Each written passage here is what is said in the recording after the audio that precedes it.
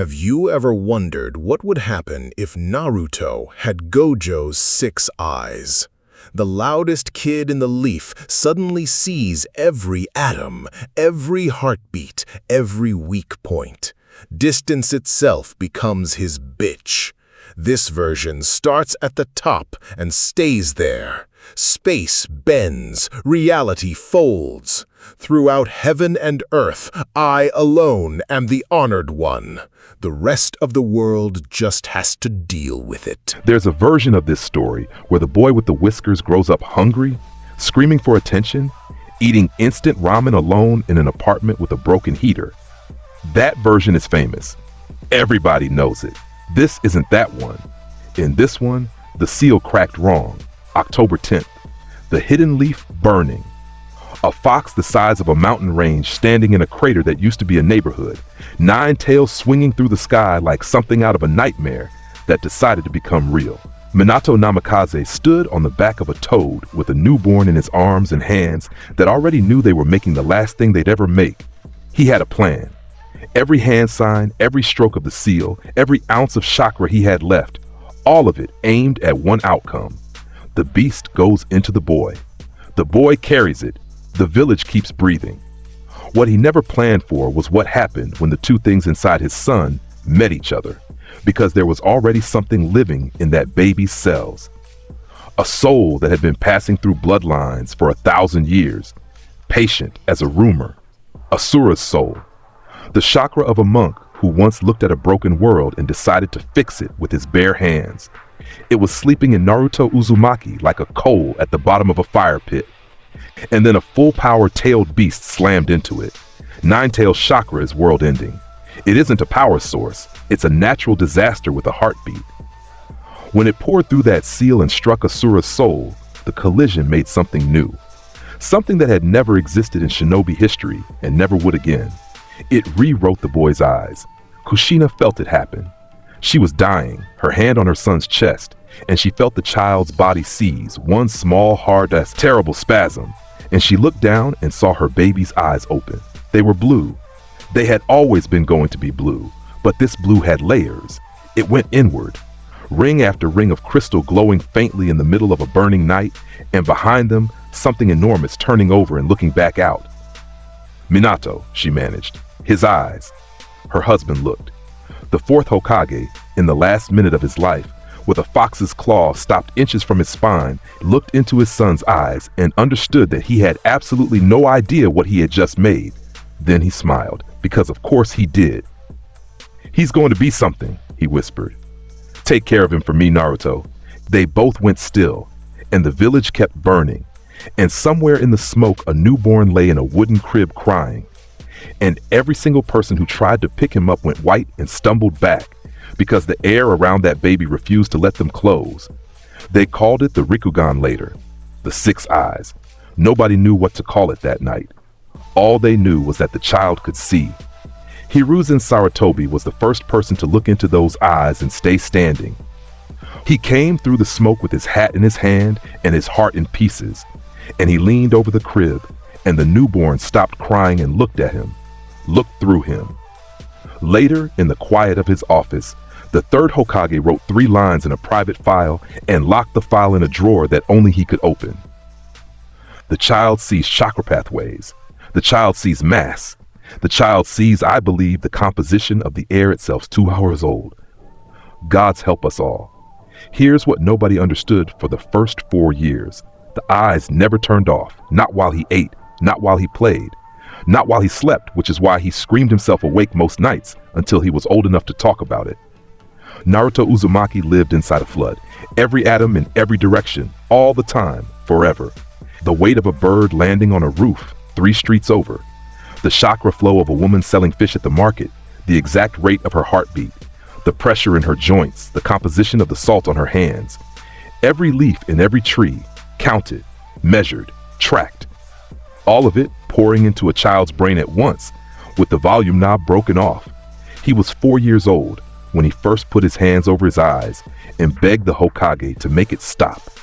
Hiruzen sat on the floor of that apartment with him, an old man in ceremonial robes sitting on cheap wood, and held his hands and said the only true thing he had. "I can't make it stop, Naruto, but I think I can help you turn it down." The blindfold came 3 weeks later, black, sleek, woven with a chakra suppression thread that Hiruzen commissioned from the finest seal worker in the village and paid for out of his own pocket. It didn't blind him. Nothing could blind him. What it did was thin the flood into a river. Naruto tied it on himself in front of a mirror he couldn't see and never needed to. And the boy underneath it exhaled for the first time in his life. "Better?" the old man asked. "Better," Naruto said and grinned, and the grin was the first one that ever reached his face without effort.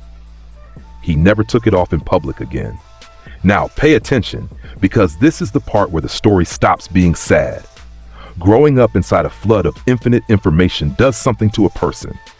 It either breaks them or it makes them the single most relaxed human being alive. Naruto Uzumaki got option 2. By the time he was 10, he had already seen the inside of every person in that village. He knew who was afraid of him. He knew which shopkeepers overcharged him and which ones slipped extra into the bag. He knew the exact moment a man's heart rate spiked when he walked past, and he knew the difference between hate and fear, and he found that he genuinely couldn't get worked up about either one. How do you hold a grudge against people who are made out of the same little pieces as everything else? So he stopped trying. He grew tall, faster than anyone in his year, all shoulders and easy posture, hands permanently jammed in his pockets. His hair came in a snow-pale blonde that caught light like it was trying to start something. The blindfold across his eyes turned him into a walking question mark, and the village answered that question in whispers for a decade. The girls in the academy were, to use his own word for it, exhausting. He's so mysterious. Do you think he's handsome under there? He's handsome over there, Sakura. That's the whole problem. Naruto heard every word of it. He heard their pulses too, which honestly made the whole thing worse. He'd walk past a cluster of them in the hallway and feel 11 hearts jump at once, and he'd raise one lazy hand and say, "Morning, ladies," and the giggling would echo down the corridor behind him like a wave hitting a wall. He found it boring. He wasn't being cruel about it. He just genuinely had other things happening in his head, like the fact that he could feel the load-bearing beam above the third window sagging, and had been telling Iruka about it for 2 months. Iruka Umino was the first adult besides the Hokage who looked at Naruto and saw a kid instead of a weapon. He was also the man who had to teach him. Naruto: "Yeah, sensei. You're asleep." "You are asleep in my classroom. I'm listening, though." Iruka's eyebrow began the twitch that would define his entire teaching career. "Then repeat back the last thing I said." "You said the second Hokage's water release techniques worked in dry terrain because he pulled moisture from the atmosphere, which is impressive. But honestly, the interesting part is that he'd have needed to solve for humidity in real time. And if you can do that, you can do a lot of things scarier than water." Naruto's chin was still on his folded arms. "Also, there's a bee in the room, northeast corner. It's been there 9 minutes. Silence. A bee bumped against the northeast window. Sakura Haruno turned around in her seat and stared at him with her mouth open.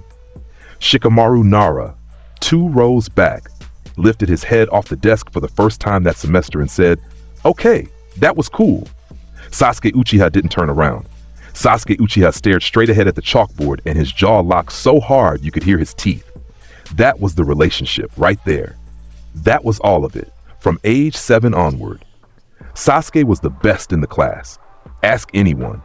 Top of every list, first in taijutsu scores, first in ninjutsu scores, cold and sharp and driven by a fire that had been lit the night his whole clan died in one evening.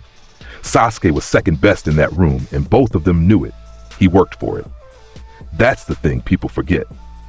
Sasuke Uchiha trained until his hands bled, threw kunai until his shoulder went numb, ran the lake trail twice before sunrise. And then he'd come into class and find the blindfolded idiot with the white blonde hair asleep at his desk with a score 2 points higher. "Fight me," Sasuke said one afternoon in the yard. Naruto had one hand in his pocket and half a rice ball in the other. "Nah." "Why?" "Because you'd lose, and then you'd be in a mood for a week, and I'd have to hear about it." He took a bite. "You're already in a mood. Adding to it seems rude." "You think I'd lose. I think you'd lose so fast the birds wouldn't notice. Sasuke came at him anyway. He was fast. Genuinely, legitimately fast for an 11-year-old. And his form was clean, and he led with a straight right hand that had put 2 other students on the ground that month. The punch stopped 4 inches from Naruto's cheek. Not blocked. Nobody blocked it. Sasuke's fist simply arrived at a place in the air where forward had run out.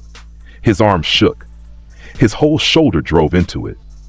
The distance between his knuckles and that face refused to become smaller, and something about the way it refused made the hairs on his neck stand straight up. Naruto took another bite of his rice ball. You done? Sasuke pulled his arm back like he touched a stove. What is that? He breathed. It's the space between us, Naruto said, and there wasn't even a hint of showing off in it. That was the part that killed. It's always there. You'd need to cross an infinite number of smaller distances to touch me, so you'd need infinite time. So, he shrugged with one shoulder. You don't get there. That's impossible. That's arithmetic. Naruto stopped himself and grinned. That's math, buddy. He walked off with his hands in his pockets and left the last Uchiha standing in an empty yard staring at his own fist. Sasuke went home and trained until he threw up. That's not a hatred story. Keep that straight, because it matters later. Sasuke Uchiha didn't hate Naruto Uzumaki in those years. He needed him. He needed something at the top of the mountain to climb toward, and every year the mountain got taller, and every year he got a little more desperate about the climbing. Meanwhile, there was a girl in that classroom with her chin on her palm, and she was doing something none of the other girls were doing. She was watching. Ino Yamanaka had the sharpest tactical mind in that graduating class, and everybody kept forgetting it because she was pretty and loud about it. Her clan trained her in the mind, how people move, why they move, what they're hiding. And in every one of the 12 dozen small moments she'd spent in Naruto Uzumaki's presence, one detail refused to sit right. He never turned his head. Everybody turns their head. You hear a noise, you look. You get called, you turn. Naruto Uzumaki answered questions before they finished being asked, and caught chalk out of the air behind his own back and reached out to steady a stack of books 3 seconds before it fell. He never turned his head, because there wasn't a direction he needed to face. He's seeing something, she told her father over dinner. All the time, every second. Inoichi Yamanaka set his chopsticks down. Ino. What? Leave that boy's eyes alone, she smiled at him with all her teeth. Sure, Dad. The Hokage's office. Graduation week. 3 names on a page and an argument happening over it. Absolutely not, Iruka said. He passed. He passed everything, sir. He's not the issue. The team is the issue. You put Naruto Uzumaki on a Genin squad, and what exactly are the other 2 children learning? How to watch. Hiruzen tapped ash out of his pipe and looked out the window at a village that had come very close to dying 12 years ago. They'll learn to keep up, he said. Or they'll learn what the top of the world looks like from 4 feet away, which is an education you can't buy. Behind them, Danzo Shimura stood in the shadow near the door with one visible eye and a bandaged half of a face. Or, Danzo offered, you place him where his eyes can be studied properly. The temperature in the room dropped 10 degrees. He is a child, Danzo. He is the single greatest sensory asset in shinobi history, Hiruzen, and you're going to send it out to walk dogs and paint fences. The cane came down on the floorboards once. Those eyes belong to the village. Those eyes, said a voice from the ceiling, are pretty happy where they are. Everyone in the room went rigid. Naruto Uzumaki was sitting on the windowsill. He'd been sitting on the windowsill for 4 minutes. The window had been closed at the start of those 4 minutes, and nobody had heard it open. He hopped down and landed without a sound, hands in his pockets, blindfold catching the afternoon light. Hey, old man. A little nod. Then without turning his head, hey, Danzo. How's the arm? Danzo's spine straightened by a millimeter. My arm is fine. Naruto tilted his head. Because it's got a whole lot of stuff in it that came off other people, and none of it agrees with the rest, and there's something behind that bandage on your face that's got a chakra signature that stopped being yours a long time ago. A pause with real teeth in it. You want to talk about my eyes? Let's talk about your eyes. The room stopped breathing. Then Naruto grinned. Easy as Sunday. Kidding, mostly. He plucked the team assignment sheet off the Hokage's desk, held it up, and read it perfectly without lifting the blindfold. Because ink sits on paper, and paper has thickness, and thickness is information. Team 7, me, Sasuke, Ino Yamanaka, Kakashi Hatake. You approve? Hiruzen asked, smile hiding in his beard. Sasuke needs somebody to be angry at, and Ino's the smartest person in that room. He set the page down. Yeah, it'll do. He was at the window again in one step. Naruto, the third's voice softened. Are you sleeping? The boy paused with one hand on the frame. 4 hours a night's fine, old man, he said. There's a lot to see. And then he was gone, and Danzo Shimura stood in that office for a long moment, with his hand tightening on his cane, and made a private decision that he would never speak out loud and would eventually regret with everything he had. Kakashi Hatake read the file on his new team the night before he met them, and then he read one section of it 3 more times. Subject exhibits a continuous involuntary defensive phenomenon. 9 attempts by Anbu-level personnel to make physical contact under test conditions. 9 failures. No chakra signature detected. No hand seals observed. No barrier ninjutsu identified. Recommendation: do not attempt physical contact. He showed up 3 hours late anyway because he's Kakashi. 2 of the 3 children were furious. Ino had her arms crossed hard enough to bruise her own ribs. Sasuke was leaning against the rail, radiating enough irritation to power a lamp. The third one was lying flat on the roof in the sun with his hands behind his head like a man on vacation. You're late, Ino snapped. I got lost on the road of life. That's not a real place, depends how you drive. Kakashi's eye curved. Names, likes, dreams, go. Ino Yamanaka. I like flowers and winning. My dream is to be the best interrogator in the Leaf. Note, which means being better at reading people than anyone alive. Her eyes flicked sideways at the blonde on the roof, and she added sweetly, it's going well. Sasuke Uchiha, I have an ambition. There's a man I'm going to kill. Kakashi hummed. Cheerful. And you? Naruto didn't sit up. Naruto Uzumaki. I like sleeping, sweet stuff, and being left alone. I don't like loud rooms. He raised one hand and pointed lazily at the sky. Dream simple. I want to get to the end of my life without anyone I like dying in front of me. The rooftop went still, because that wasn't a genin answer. That was the answer of somebody who'd already run the numbers on how the world ends and decided to stand in the doorway. Kakashi Hatake, 26 years old, 1 Sharingan, a graveyard of friends behind him, looked at that kid for a long second. Tomorrow, training ground 3, 6 a.m. He turned to go. Survival exercise. 2 bells, 3 of you. 1 of you goes back to the academy. Over his shoulder, cheerfully, don't eat breakfast. You'll throw up. Naruto ate a very large breakfast, 6 in the morning. Training ground 3. Mist on the grass, sun coming up gold over the tree line, 3 genin standing across from a man who'd killed more people than they'd met. Kakashi held up the 2 bells and jingled them. Come at me with intent to kill or you won't touch these, he said. Begin. Sasuke and Ino vanished into the trees like they'd been trained to. Naruto stayed exactly where he was, standing in the middle of the clearing with his hands in his pockets and his head tipped slightly toward the sun. You're supposed to hide, Kakashi pointed out. It's warm here. You know I could kill you from any of 11 positions right now. 9, Naruto corrected. 2 of those you'd have to cross water, and you hate wet sandals. Kakashi's visible eye narrowed. Sasuke came out of the trees first, and to his credit, he came correct. 3 kunai in the air as a screen, a fireball behind them, and himself behind that. Grand Fireball Jutsu roared across the clearing and cooked the morning mist off the grass in a wave. Kakashi was behind him before the flames finished. One arm hooked the Uchiha's collar and put him face first into the dirt. Good plan. Loud. Ino hit him from the flank with a mind-body transfer aimed like a bullet, and Kakashi rolled left and let it sail past into a rabbit, which then stood up on 2 legs, said, "Oh, come on," in a girl's voice and fell over. Also, good. Also loud. He straightened up, brushed off his hands, and turned to the last one. Naruto hadn't moved. He'd taken one hand out of his pocket to scratch the back of his head. Kakashi decided to end it.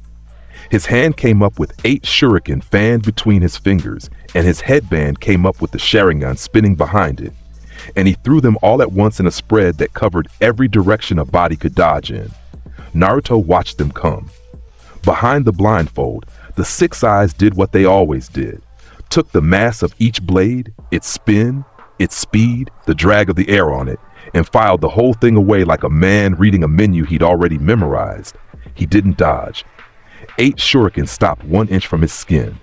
They hung there, spinning, suspended in open air around his throat and chest and cheek, like 8 little moons that had all forgotten what they came here for. One of them was close enough to his eye that the light off the edge lit up the black cloth. The clearing went silent. Sasuke lifted his face out of the dirt and stared. Kakashi's Sharingan spun hard. It looked for the barrier ninjutsu. It looked for a chakra membrane, a seal array, a thread-thin wire trick, a genjutsu overlay, anything at all with a signature he could copy. Nothing. There was nothing to see. There was no technique. There was chakra in the boy's body, and there was air in front of him, and between the two of them, there was something with no name. And the Sharingan, the eye that copies anything, had absolutely nothing to grab.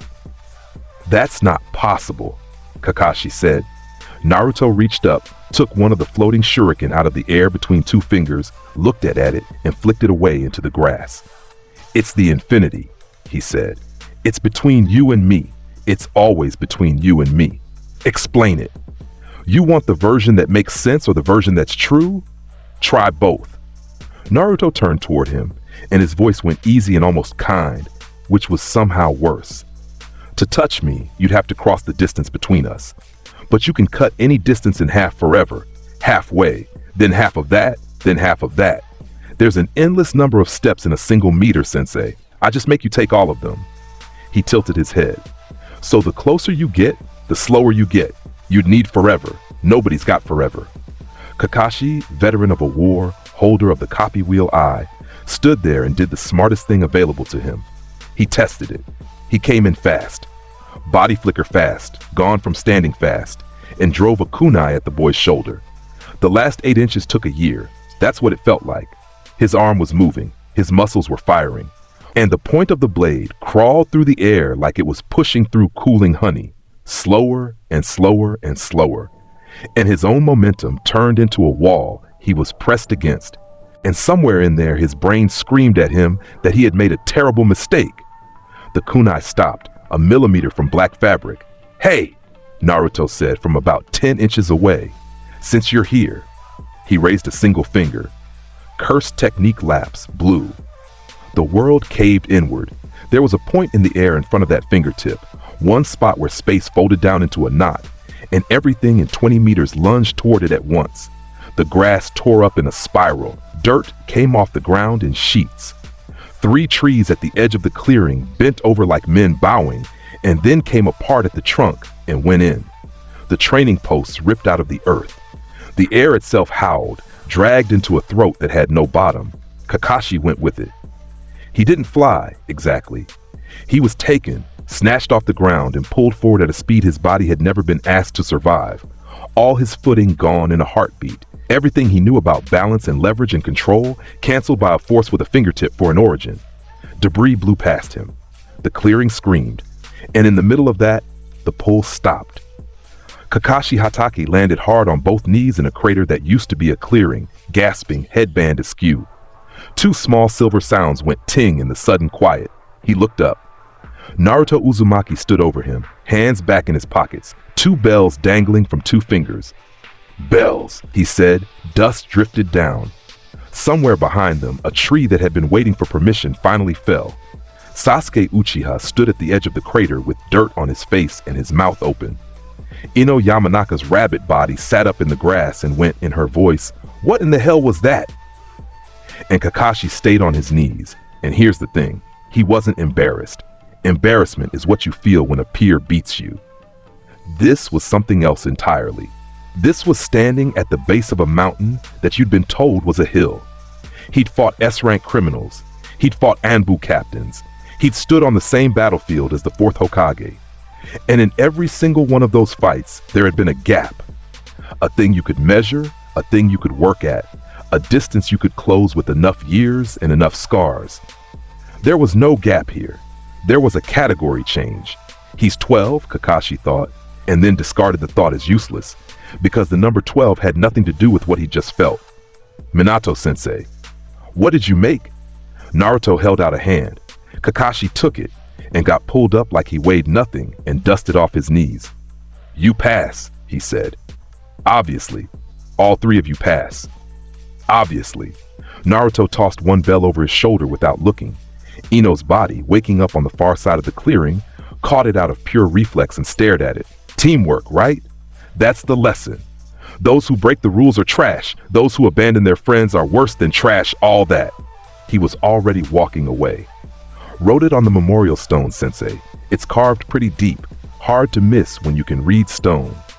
Kakashi's hand stopped halfway to his mask. "How long have you known about the stone?" "Since I was 6. Naruto raised a hand without turning. "It's a good stone. You should stop apologizing to it and start talking to it. It's been a while." He walked off into the trees with his hands in his pockets, and Kakashi Hatake stood in a crater in the morning sun, and for the first time in 11 years, he laughed. Team 7 ran D ranks for 3 weeks, and they were, by universal agreement, the most humiliating 3 weeks in the history of the profession. They pulled weeds. Naruto looked at a field, and then all the weeds in the field lifted 3 inches out of the soil at once and hung there, while Ino walked around collecting them into a sack with her mouth open the entire time. They painted a fence. Naruto sat on the roof of the house, and the paint applied itself in one flat, even coat that the client described in his written review as unnerving. They caught Tora the cat. Tora took one look at Naruto and immediately, without being asked, walked over and sat down on his foot.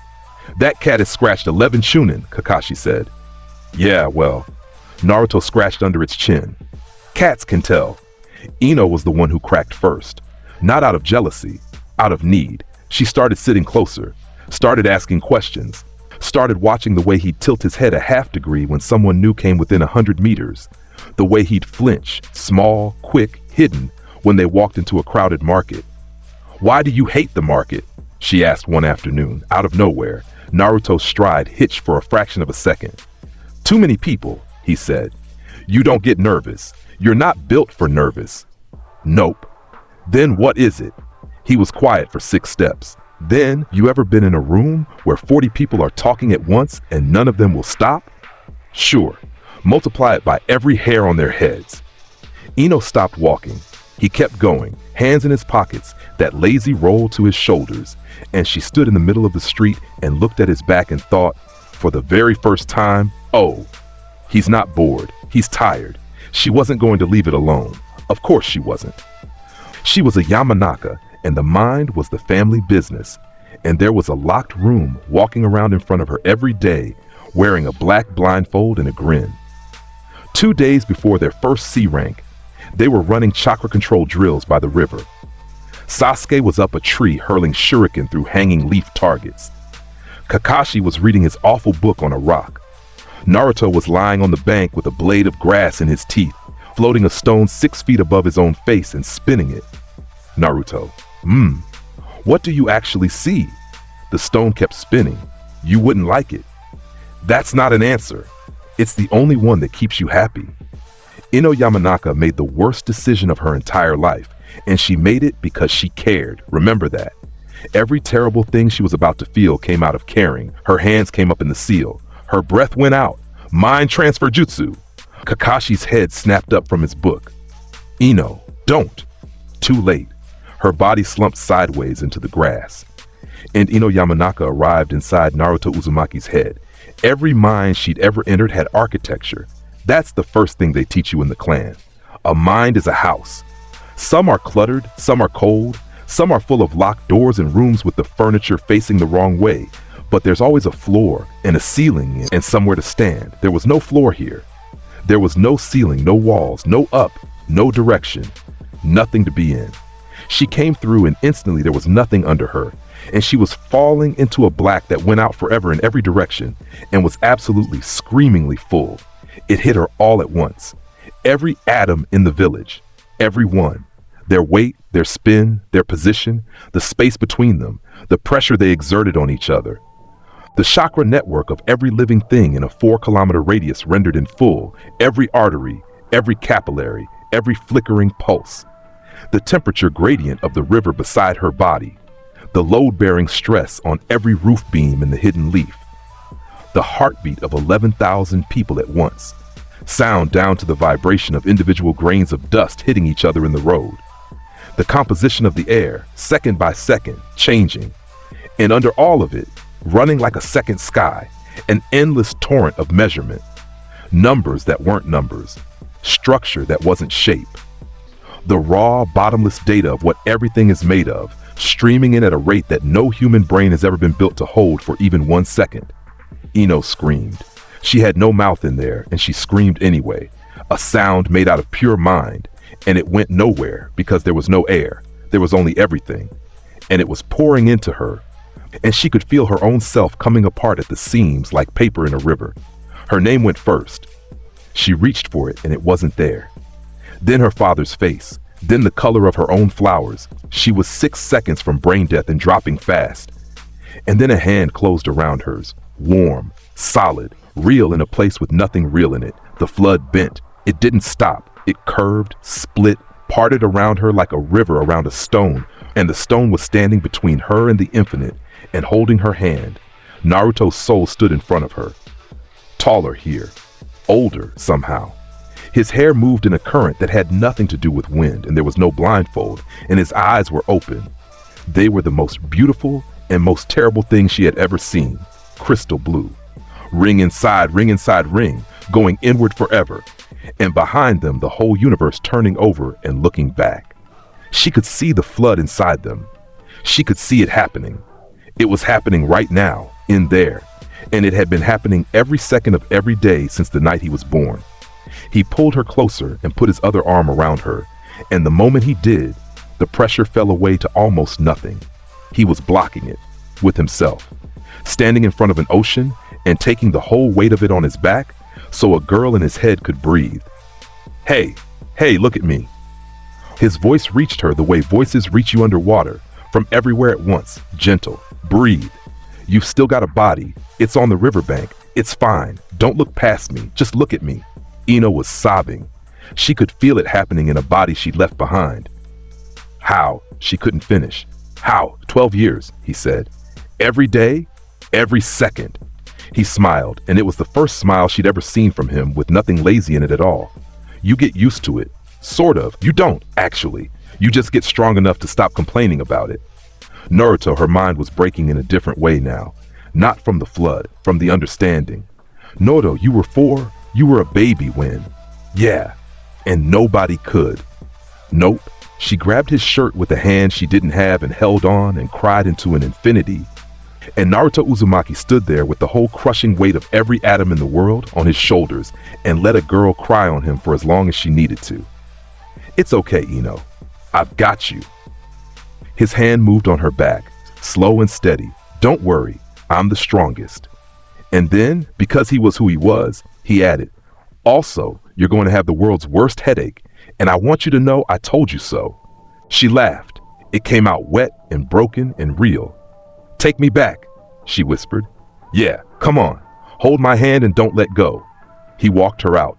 That's the part she never told anybody about for the rest of her life. He walked her out. Step by step through a universe with no ground in it, his hand around hers, his body between her and everything, talking the whole way about nothing, about how Sasuke would be insufferable if he heard about this, about how Kakashi's book was garbage, about the Dango stand on 4th Street being underrated, until the black thinned and there was a warmth ahead of her that was her own face. Ino. Yeah? Don't do that again. I won't. You will. A grin. But wait a few years. She hit her body like a diver hitting water. Ino Yamanaka came awake on the riverbank, screaming with her eyes wide open and blood running out of her nose, and her arms went out to catch a world that wasn't there. And she fell. Naruto caught her. He was already up.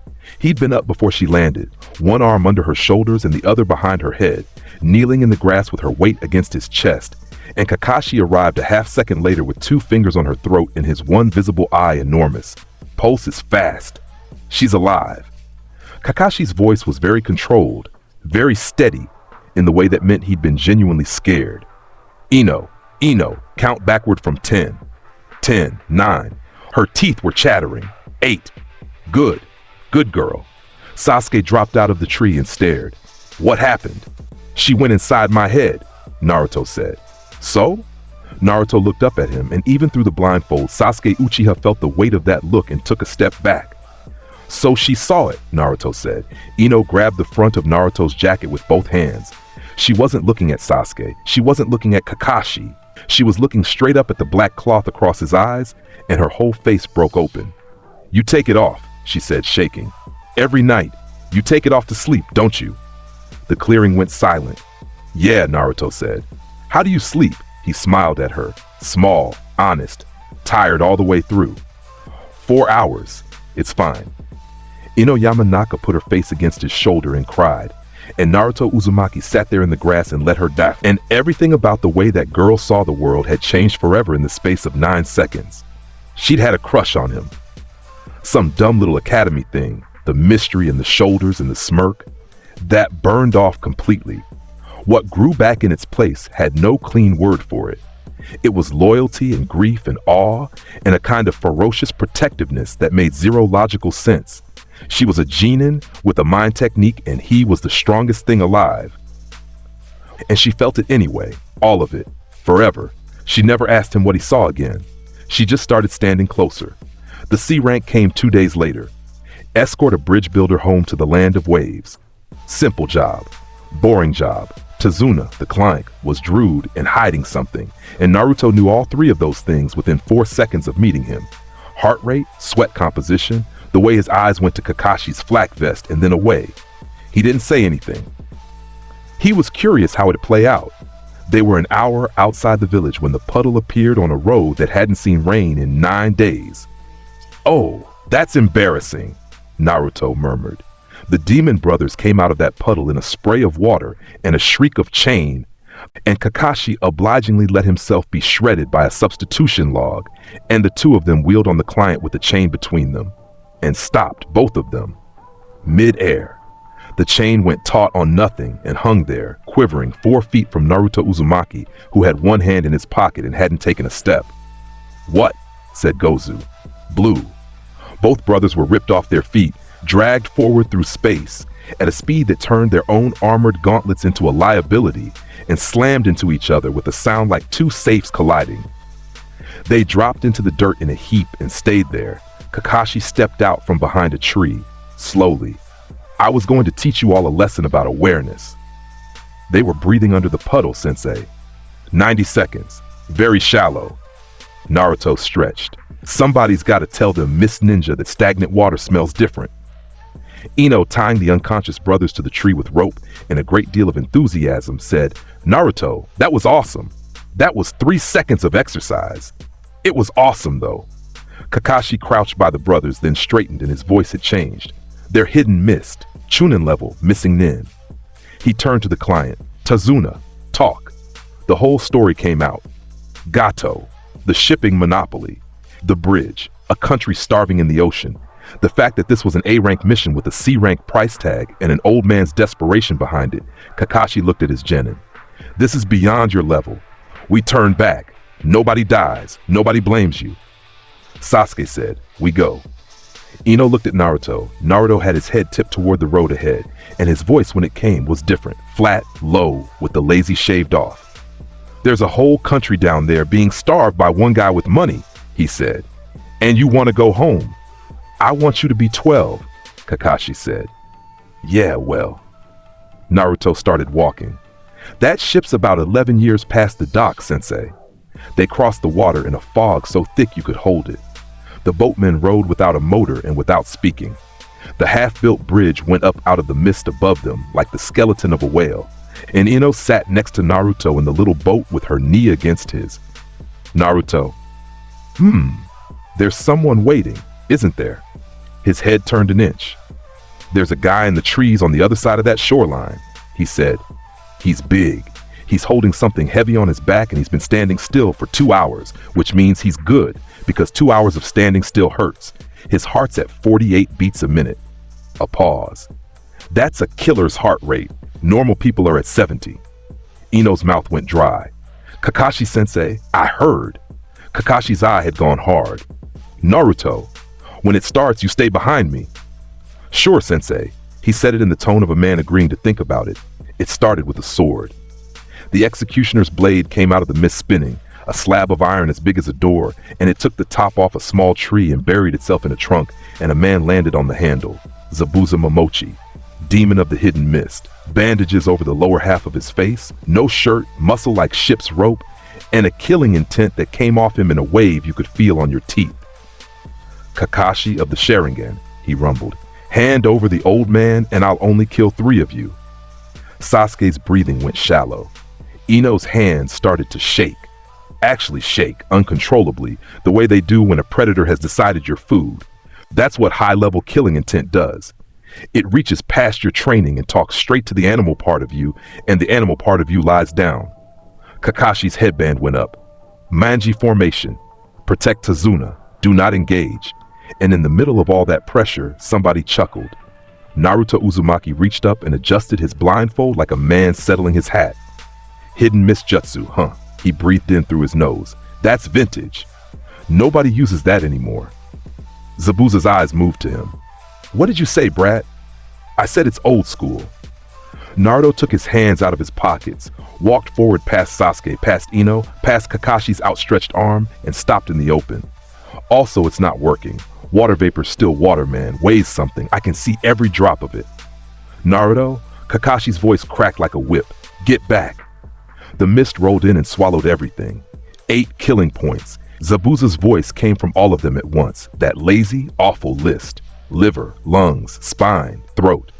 Ino made a sound like a wounded animal. Sasuke's kunai turned toward his own chest before Kakashi's chakra flared and broke the spell. And in the middle of the white, someone yawned. You know what's crazy? Naruto's voice from the center of the mist perfectly relaxed. You've killed 140 people, maybe more, and you're still doing the voice thing. Zabuza came out of the mist behind him with the executioner's blade at full swing. Both hands, hips into it, all 6'4" of himself committed to taking a 12-year-old's head off at the neck. The blade stopped. It stopped so hard that the shockwave of Zabuza's own strength ran back up his arms and into his shoulders. The edge was an inch from Naruto's throat. It didn't touch skin. It didn't touch cloth. It sat in the air like it had hit the side of a mountain that nobody could see. Zabuza's eyes went wide above his bandages. He pushed. Nothing. Not a millimeter. He put his shoulder into it, drove with his legs, roared into the mist and poured every ounce of chakra he had into his arms. And the sword, that famous monstrous sword, refused to advance by the width of a hair. The mist thinned out around them because the man making it had stopped concentrating. Naruto turned his head toward him. Hey, he said, you're gonna hurt yourself. What are you? Zabuza breathed. I'm the guy you're pushing on.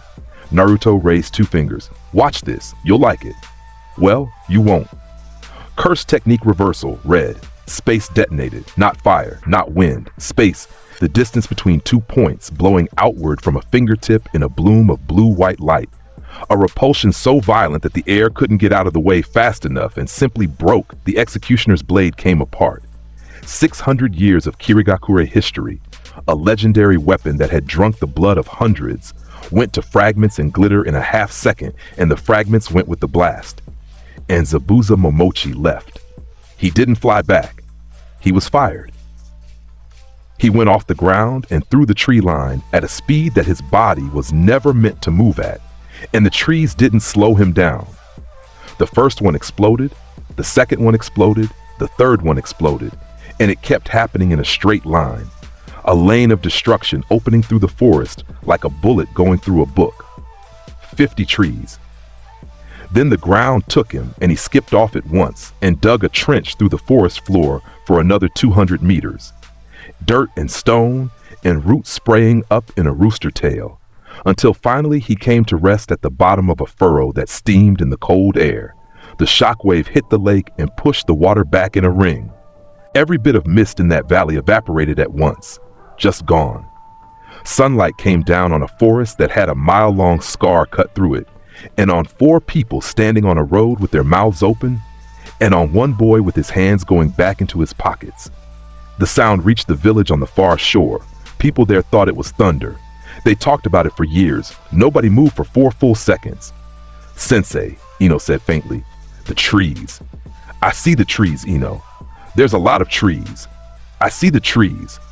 Sasuke Uchiha was looking at the trench and then at Naruto, and then at his own hands, and something in his face was starting to come loose. Naruto walked. Just walked. Down the road and off the road and along the trench, hands in his pockets, taking his time. Zabuza was alive. He shouldn't have been. He was alive because he was Zabuza Momochi, and men like him die slower than physics wants them to. His spine was broken low, both legs gone dead, 4 ribs through the wrong places, and he lay at the bottom of a furrow he'd carved with his own body, looking up at the sky. Footsteps. The boy stopped at the edge of the trench and looked down at him. And Zabuza Momochi, a man who'd murdered his entire graduating class as a child, who'd stood in front of the 4th Mizukage and tried to kill him, who had walked through more blood than most soldiers see in a lifetime, felt his own guts go to water. He was afraid. Actually afraid. That specific, animal, pointless fear you feel when something enormous is standing over you, and you understand that whether you live is a decision it's gonna make without consulting you. You, his voice came out wrecked. You didn't even take a step. Didn't need to. You're a kid.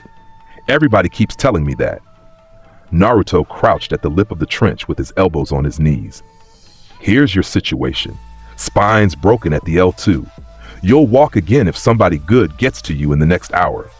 You've got a kid in the trees northeast of here who's been holding a fistful of senbon for 2 minutes and hasn't thrown them because she's smart and because she's scared and because she loves you. He tilted his head. You want to know the interesting part? Her heart rate's higher than yours. She's more scared for you than she is for herself. You raised that. Congratulations, you did one good thing. Zabuza's eyes closed. Kill me then. Nah. What? Naruto stood up. You're a sword, he said. Somebody paid to swing you. I don't waste my time on swords. His head turned toward the road. The guy who paid, though, him and me are gonna talk. Gojo showed up 2 days later on the unfinished bridge with a cane and 200 mercenaries and a smile like a wet rat. He came to gloat. That was the plan. Come out, look at the broken monster he'd hired, laugh at the poor people, kick the bridge builder's grandson. That'll remind everyone who owned the ocean. He got about 4 words into his speech. You've got a lot of guys, Naruto observed. Gojo stopped, squinted at the tall blonde kid with the blindfold. What? 206. I counted. Well, I didn't count. I just know. Naruto walked out to the front of the bridge, alone, past Kakashi, past a bleeding Sasuke and a wide-eyed Ino, past 100 villagers who had come with pots and pitchforks and been standing there realizing they were about to die. 206 guys, all of them here to hurt fishermen. He rolled his shoulders. You know what I hate? Somebody kill this. Loud rooms, Naruto said. He raised one hand. Blue. Space bent, and 140 mercenaries were lifted off their feet and dragged screaming into a knot in the air above the water, weapons and armor and all, tangling together in a mass they couldn't get out of. He raised the other hand. Red. The mass came apart and went outward, and the sea took them. Some of them lived. Most of them made it to the far shore, actually, which surprised people later. Naruto had picked his vector, so it threw them toward land. He was many things, but he wasn't in the business of drowning hired men who'd figured out they should quit. He walked the rest of the way down the bridge through the remaining 60, and they broke and ran, and he let them. Gojo didn't run. Gojo couldn't. His legs had stopped taking instructions. Listen, he babbled, backing up, cane clattering. Listen to me, kid. I'm rich. Do you understand? Whatever you want. I'll triple it. Naruto stopped in front of him. You put a bounty on a bridge, he said. You starved a country because a bridge would cost you money. Please. Naruto Uzumaki did not hesitate, and he did not make a speech, and he did not give the man a chance to become a story people told about how the hero showed mercy. He flicked one finger. Red. There was a crack like the sky splitting, and where Gojo had been standing there was a hole in the railing, and a fine red mist drifting out over the water, and 200 meters out the sea threw up a plume of white. The bridge went silent. Then 150 villagers of the land of waves started to cheer, and they didn't stop for a long, long time. Haku found them that night. She came without weapons and knelt on the wet planks in front of the boy in the blindfold with her forehead almost to the wood. "He's alive," she said. "Zabuza-san is alive. Because of you." "Because of you," Naruto corrected. "You set the spine. I just told you where." "Why?" He sat down next to her on the edge of the bridge, legs hanging over the water, and for a while he didn't answer. "Because I know what it's like to be born as somebody else's weapon," he said finally. "It's a boring way to live. You should try something else." Haku lifted her head and looked at him, at the black cloth, at the white blonde hair moving in the sea wind. "You could rule the world," she said. "God, that sounds exhausting." They named the bridge after him. Of course they did. The Great Naruto Bridge, carved into stone at the mouth of the Land of Waves, and every fisherman who sailed under it for the next 50 years told his kids the same story. A boy came here with a blindfold on, and the ocean got out of his way. Naruto tried to talk them out of the name. Tazuna, who was drunk and crying and had just gotten his country back, told him to shut up and go home. They walked back into the leaf 4 days later, and Ino Yamanaka spent the entire road home walking on Naruto's left, and every time she got quiet, he'd say something stupid to make her laugh. "You know what I don't get," she said, somewhere in the trees outside Fire Country's border. You could have stopped Zabuza with one finger. You broke a legendary sword in a forest to do it." "Yeah, why?" Naruto walked a few steps with his hands in his pockets. "Because 100 fishermen were watching," he said, "and they needed to see something they'd never forget." He glanced sideways at her, blindfold and all. "You want people to stop being scared a lot, you gotta give them something bigger to look at." Ino Yamanaka looked at him for a very long moment. "You're smarter than you act," she said. "Way smarter," he grinned. "Don't tell Sasuke, he'll cry." Sasuke, 10 paces ahead, said, "I can hear you," in a voice like a door slamming. The Chunin exams came a month later, and they came with a whole village full of foreigners, which for Naruto Uzumaki meant 3 days of the worst headaches of his young life. He handled it the way he handled everything, which is to say, he made it somebody else's problem. "You look terrible," Ino said, sliding into the seat next to him at the dango stand. "There's 400 new people in the village." So there's 400 new hearts, 400 new chakra systems, 96 of which are running suppression techniques badly, and 11 of which belong to people who've killed somebody in the last week. He put his forehead down on the table. "I can hear all of it." Ino didn't say anything cute. She'd stopped doing that. She just reached over and put her hand flat on the back of his neck, a trick her mother used, a warm weight, one single point of contact to hold on to, and after a minute, his breathing evened out. "Better? Yeah, good." She ate one of his dango. "You owe me forever, by the way. I saw the inside of your head. You broke into the inside of my head. I saw it, therefore you owe me. That's how it works." That's who they were now. The first exam was a written test with a trick in it.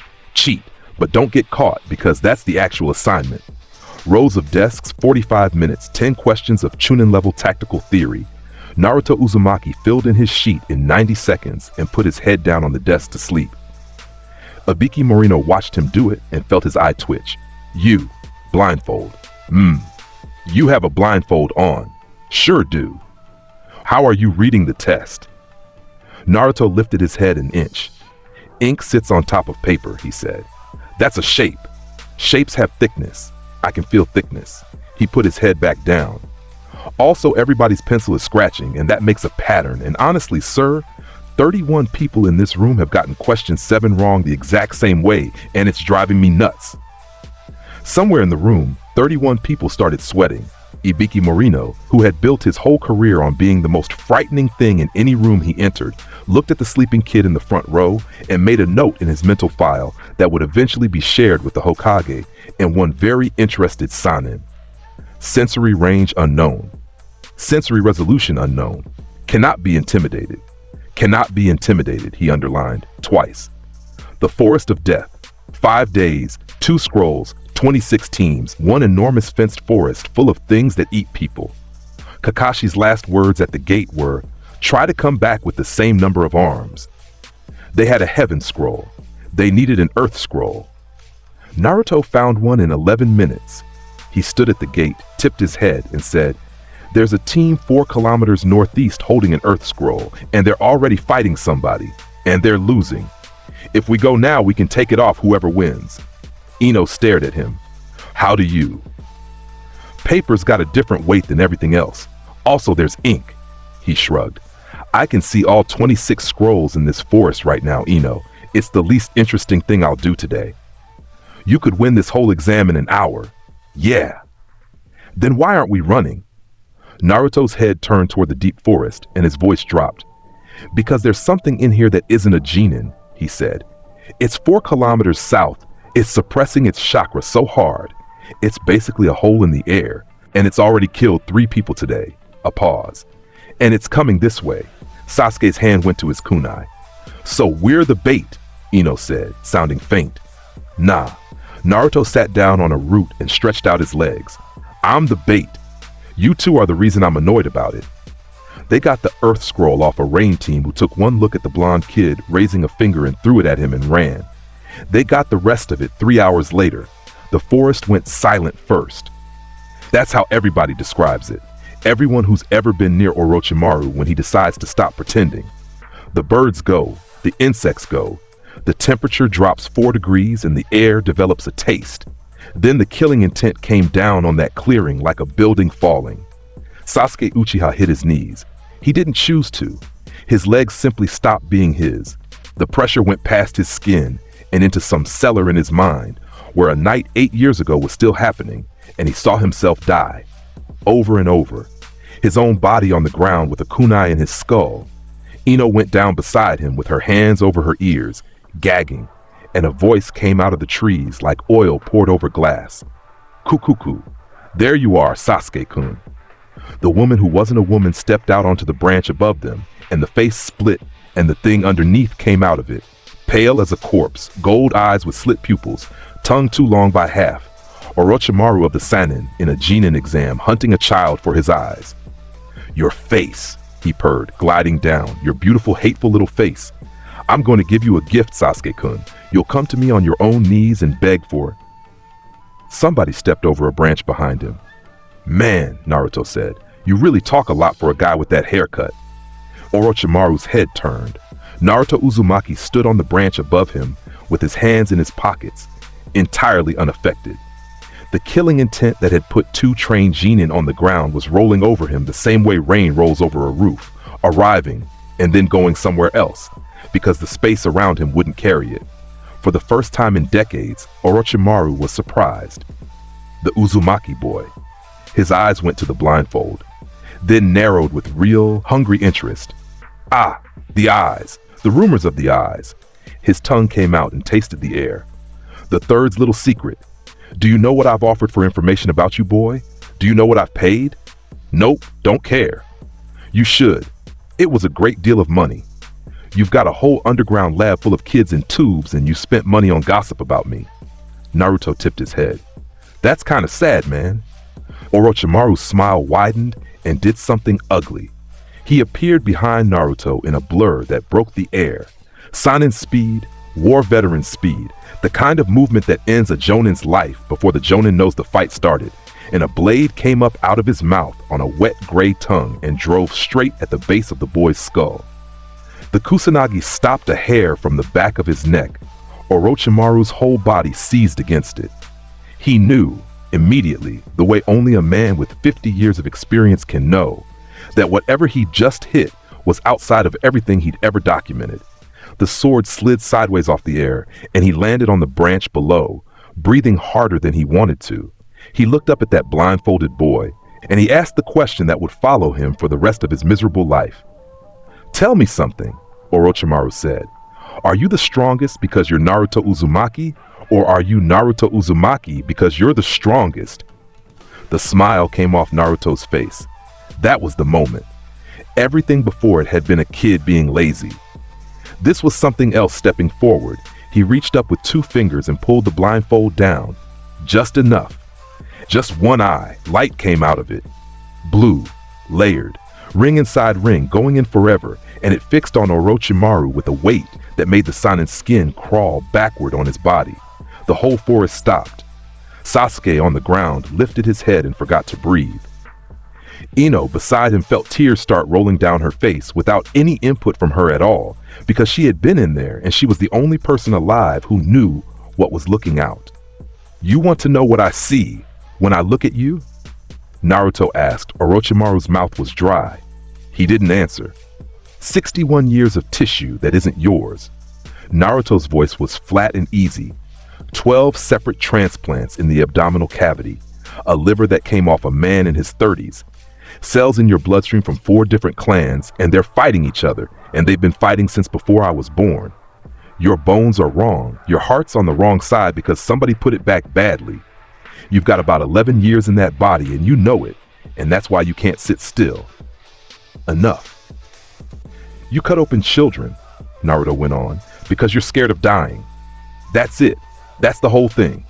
Every experiment, every lab, every kid you turned into meat, all of it is one guy who's terrified of the dark and won't admit it out loud.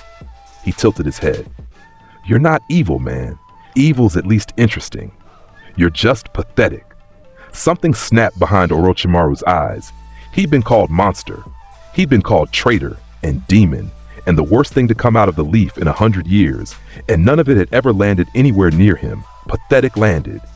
Summoning jutsu, his palm hit the branch and the sky went black. Manda came out of the ground.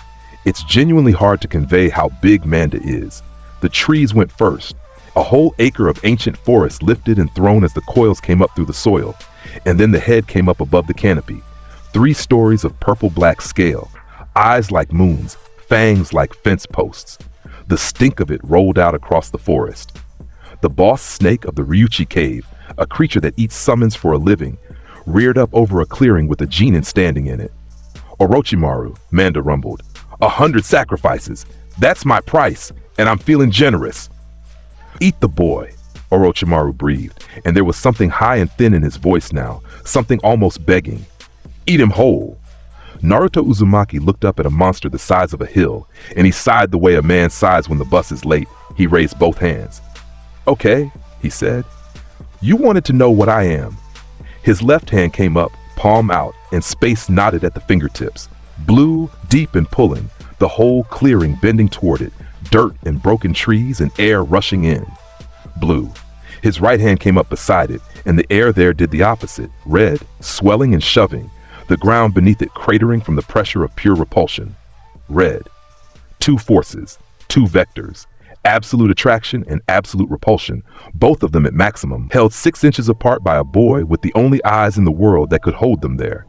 And then he brought his hands together. Hollow technique. Purple.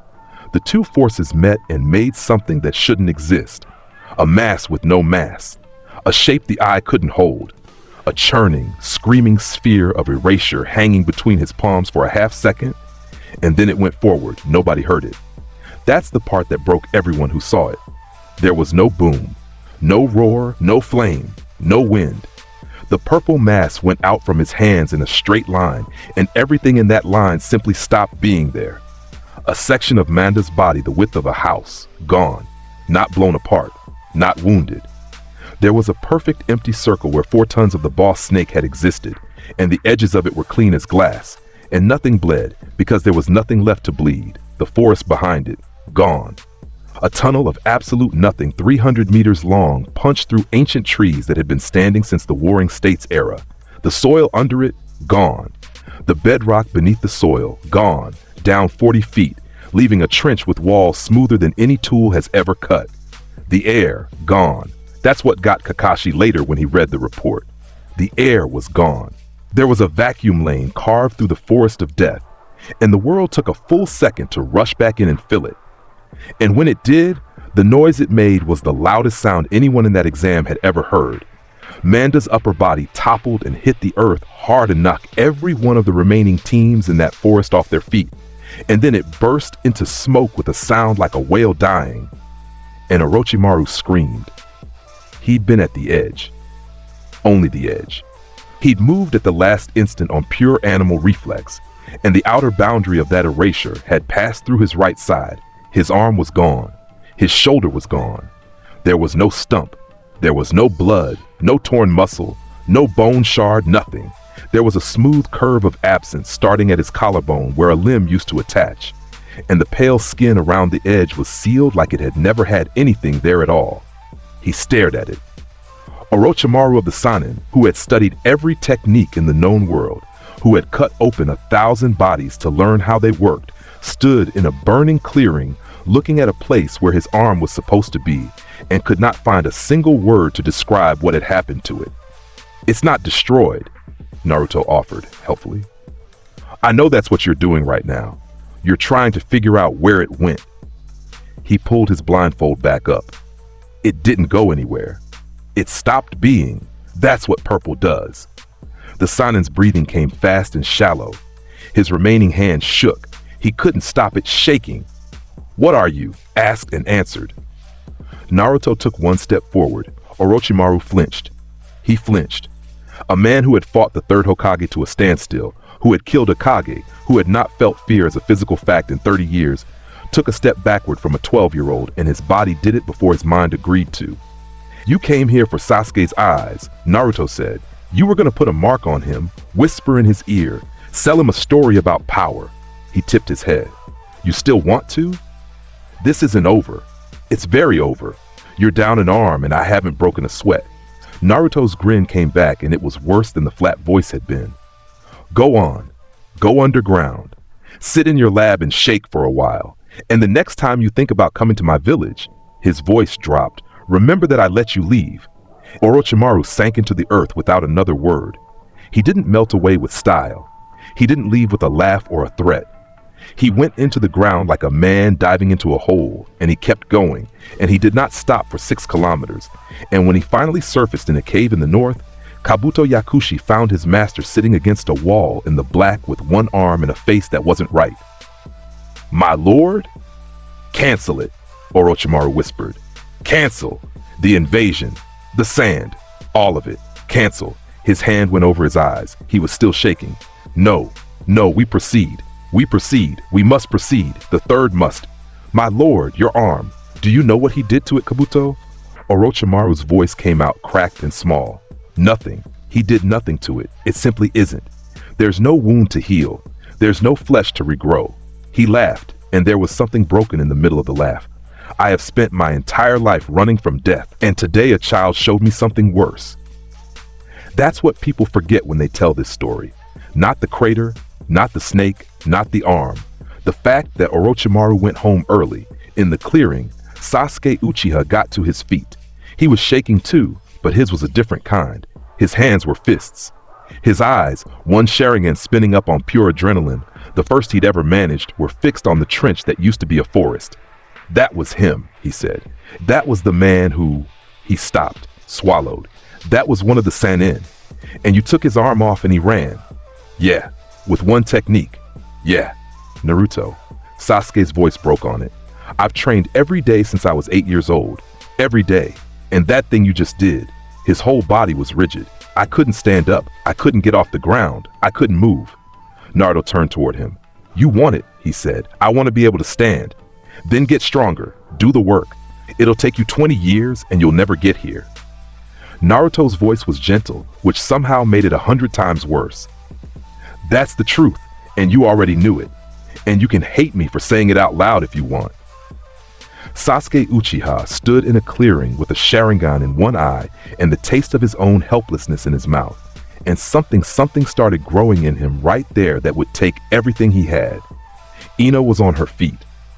She walked past Sasuke without looking at him, straight to Naruto, and stopped in front of him. "Your nose is bleeding," she said. It was.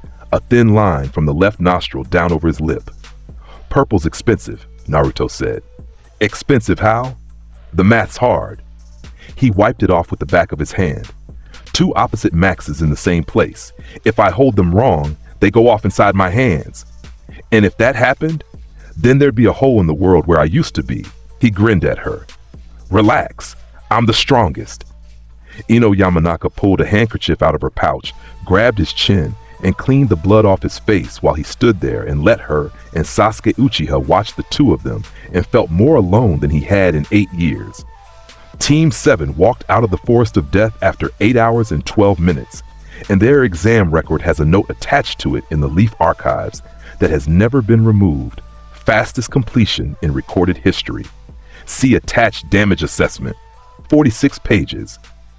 The preliminaries happened because too many teams passed, which surprised absolutely nobody except the proctors who'd planned around a much higher casualty rate. Naruto's match came 5th. Naruto Uzumaki vs. Neji Hyuga. Neji walked out to the center of that arena with his chin up and his veins bulging around the Byakugan and a whole lifetime of grievance riding him. You, he called, are going to lose. Not because you're weak, because fate has already decided this, and the blind cannot see fate. Naruto walked out with his hands in his pockets. You're a Hyuga, he said. I am. Byakugan, 360 degrees, sees chakra points, sees through walls. Correct. Cool, Naruto nodded. How's the blind spot? Neji's expression changed slightly. What? The one on your upper back. Third thoracic vertebra, little cone of nothing your eyes can't cover. Naruto tilted his head. Everybody in your clan's got it. Every single one, going back 6 generations. Genetic thing. It's kind of funny that you all built a whole superiority complex around eyes with a hole in them. Hiyashi Hyuga, in the stands, went completely still. Begin, said Hayate Gecko. Neji came in low and fast with a gentle fist, palm out for the heart-adjacent point in the chest. 64 strikes cued behind it. His palm stopped 4 inches out. He froze. Then his Byakugan strained, actually strained, the veins standing out hard on his temples, because the eye that sees everything was looking at the space between his hand and that jacket and finding nothing there to see. There's no chakra, Neji breathed. There's no barrier. There's nothing. Yeah, that's the fun part. What is this? It's the reason your whole family philosophy is wrong. Naruto pushed off the ground with one foot. Blue. Neji Hyuga was ripped off his feet, dragged through the air, spun completely upside down, and slammed into the arena's ceiling. 20 meters up, and held there for 1 full second by a force that had no name and no source. Then the pull cut. He fell. Naruto caught him by the collar 6 inches off the floor, held him there, and set him gently on his feet. Then he leaned in and said something that only Neji heard. There's a seal on your forehead, he murmured. I can see it, whole thing, every stroke, every chakra line, all the way down to how it's tied into your brainstem. A pause. It's ugly work, man. Whoever designed it hated your family and did it anyway. Neji's eyes went enormous. You can see the caged bird seal? I can see inside the caged bird seal. Naruto stepped back. Fate didn't put that on you. A guy did. Guys can be talked to. He raised a hand toward the proctor. Yo, he's done. I have not. Neji, your left arm's dislocated at the shoulder from the ceiling thing and I feel bad about it. Sit down. Neji Hyuga looked at his own useless arm, then up at the boy in the blindfold, then for a long time at the section of the stands where his uncle was sitting. Proctor, he said, and his voice was strange. I withdraw. Hayate Gecko coughed into his hand and raised the other one. Winner. Naruto Uzumaki. The arena was silent. Then somebody in the Genin section said out loud, that took 9 seconds, and the whole place erupted. Up in the balcony, 3 Kaj-level figures watched from behind railings. The third Hokage smoked his pipe and smiled into it, like a man watching his grandson win a race. The fourth Kazekage, who was, at that moment, actually Orochimaru wearing a dead man's face, with one sleeve pinned up under his robes and a body he'd rebuilt in 9 days, watched Naruto Uzumaki leave that arena floor and felt his remaining hand tighten on the rail so hard the wood creaked. And on the far side, in the shadow of a pillar, a boy with red hair and black rings around his eyes and a gourd on his back stared down at the arena and heard something inside his own head start screaming. No, said Shukaku, in a voice that made Gaara's teeth vibrate. No, we leave. We leave now. Gaara had never heard the demon in his skull sound like that. Gaara had never heard the demon in his skull sound afraid. Naruto met Gaara that night on a rooftop because Gaara came looking for him. He stood there in the moonlight with sand shifting around his feet and his eyes wide and glassy, and his voice came out in the flat drone of a boy who had been broken very early and then reassembled wrong. Mother wants your blood, he said. Mother has never wanted anyone's blood more, but Mother is also screaming at me to run. His head tilted. I don't understand. She has never been scared before. Are you like me? Naruto sat on the railing with a soda in his hand. "Kind of," he said. "You have a monster. Big one. 9 tails. He's asleep right now. He sleeps a lot. He's got a real bad attitude." Naruto took a drink. "Yours got the worst end of the deal, though. 1 tail and all that noise. Man's got a lot to prove." "I will eat you," Shikaku howled, and sand exploded off Gaara's gourd in a wave that came at Naruto like a breaking sea. It stopped a foot from him and hung there in the air, and then it fell. Every grain, straight down in a neat pile on the roof tiles. Gaara stared at the pile. "It won't go forward." "Nope." Nothing has ever stopped it. Not steel, not fire, not 100 shinobi at once. Gaara's hands came up and gripped his own head, and his voice began to rise, and for the first time it sounded like a child's. "Nothing has ever stopped it. If it can be stopped, then what am I? What am I for? I exist to kill. I confirm my existence by killing. If I can't, hey." Gaara stopped. Naruto had turned his head toward him, not the lazy tilt. Actually toward him. "You're 12, he said. You're 12. Somebody put a demon in you before you were born. Your dad's tried to have you killed at least twice, and every single person in your life told you the only thing you're good for is being scary." Naruto took another drink. "That's a garbage childhood, man. I know a little something about garbage childhoods." Gaara's sand shivered on the tiles. "You should hate me. I have killed." "Yeah, I know what you've done. I can see it in you, actually. There's a whole lot of chakra in there that came off other people." Naruto stood up. "Here's the thing. You're gonna do something stupid in about 36 hours because a snake with 1 arm told your father it'd be a good idea. And when you do, I'm gonna stop you." Gaara's eyes went wide. "You'll kill me."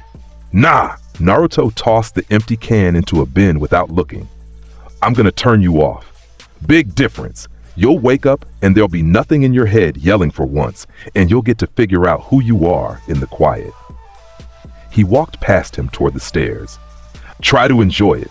Nobody ever gave me that." He was gone before Gaara found a word for what he was feeling. Sabaku no Gaara stood on that roof until sunrise, and inside his head, for the first time in 12 years, Shukaku had absolutely nothing to say. The invasion started with an assassination attempt, which is the part of the story nobody in the sand ever planned to lose. Baki was the best they had after Gaara. Elite Jonin, Kazekage's own guard, the man who trained the Sand siblings and buried more than his share of Leaf Shinobi in the last war. His job that day was simple. Intercept Hayate Gecko in the corridors under the arena, kill him fast, and be back in position before the signal. He got as far as the 3rd corridor. Hayate Gecko was 30 meters ahead of him, coughing, unaware, walking toward the proctor's station with a clipboard. And leaning against the wall between them, with his hands in his pockets and 1 foot crossed over the other, was a boy in a black blindfold. Baki stopped. "Move, Jinin." "Hayate," Naruto called down the corridor without turning. "Go take a nap, man. Your lungs are a disaster and I've got this." Hayate Gecko turned around, saw a foreign jonin standing in a leaf corridor with murder in his stance, and went white. Go. Something in that voice moved him. Hayate went. Baki's remaining eye narrowed. "You knew I was coming." "You've been in the vents for 40 minutes. Your heart rate went up when he walked past." "That's a pretty clear signal, man. You might want to work on that." "Then you know what I am." "Sure, Jonin. Wind type. You've got a technique that cuts through stone. You've killed maybe 40 people, and you're about to start a war in a village full of kids." Naruto pushed off the wall and stood up straight, and for the first time all day, his voice went cold. "You came to my village to start a war." Baki's hand came up and chakra screamed into it, and the air around his palm turned into a blade. Blade of wind. The strike came out in an arc that took a chunk out of both walls and the ceiling on its way. A wind cut that had never once failed to separate a man into pieces. It reached Naruto and stopped. The wind kept coming. That's what broke Baki's head. The technique was still going. He could see the chakra streaming forward as I feel it leaving his palm, and it was piling up in the air a foot in front of that kid like water hitting glass and going nowhere, forever. Naruto walked into it. He didn't push through. He didn't brace. He just walked, hands still in his pockets, straight into the middle of an A-rank wind technique at a normal pace, and his hair didn't move and his jacket didn't move, and the cut that had opened stone parted around him like it had been asked politely to. Baki stopped the technique. His arm was shaking. Yeah, I know. Naruto stopped 4 feet in front of him and looked up at him, and he looked at Baki the way a man looks at a road sign. Registered, noted, uninteresting. Then he smiled. Let's get a little crazy. He was inside Baki's guard before the smile finished. The first punch hit the floating rib on the left side. Naruto's fist carried cursed energy through it, blue detonating on contact, and the rib went. Not cracked, gone. 4 inches of bone reduced to gravel inside the man's chest. Baki's counter was already moving. He was fast. He was genuinely, career-defining fast, and Naruto's second punch landed in the middle of that counter on the elbow and broke the joint sideways. Third punch, sternum. The sound it made was a wooden door being kicked in. 4th, 5th, 6th, left kidney, right shoulder, jaw. They didn't come in a rhythm you could ride. They came exactly where his body was going to be, every single time. Because the eyes behind that blindfold were reading muscle intent, weight shift, and the direction of blood flow before Baki's own brain finished issuing the order. You can't dodge a man who knows where you're going before you do. Baki went off his feet. The last strike was an open palm to the chest that put him through the stone wall of the corridor and into the room behind it, and through that wall too. And he came to rest in a storage room in a heap of rubble, and stayed there. 6 seconds. Total. 2 Chunin proctors came around the corner at the sound and found a genin standing in the middle of a corridor with a hole through 2 walls and dust hanging in the air. Uzumaki? San Jonin. He's alive. He's got about 9 broken things, and if you want the invasion timeline, he'll probably tell you. Naruto walked past them. Also, somebody should tell the old man they're coming in about 11 minutes. From the east, there's a big snake under the wall. He was around the corner before either of them could form a sentence. Behind him, in the rubble, Baki lay staring at the ceiling with his one working eye and thought a single thought over and over. We're going to lose. 11 minutes later, the sky over the arena tore open. The feathers came down first, a genjutsu the size of a village, dropping thousands of civilians into sleep.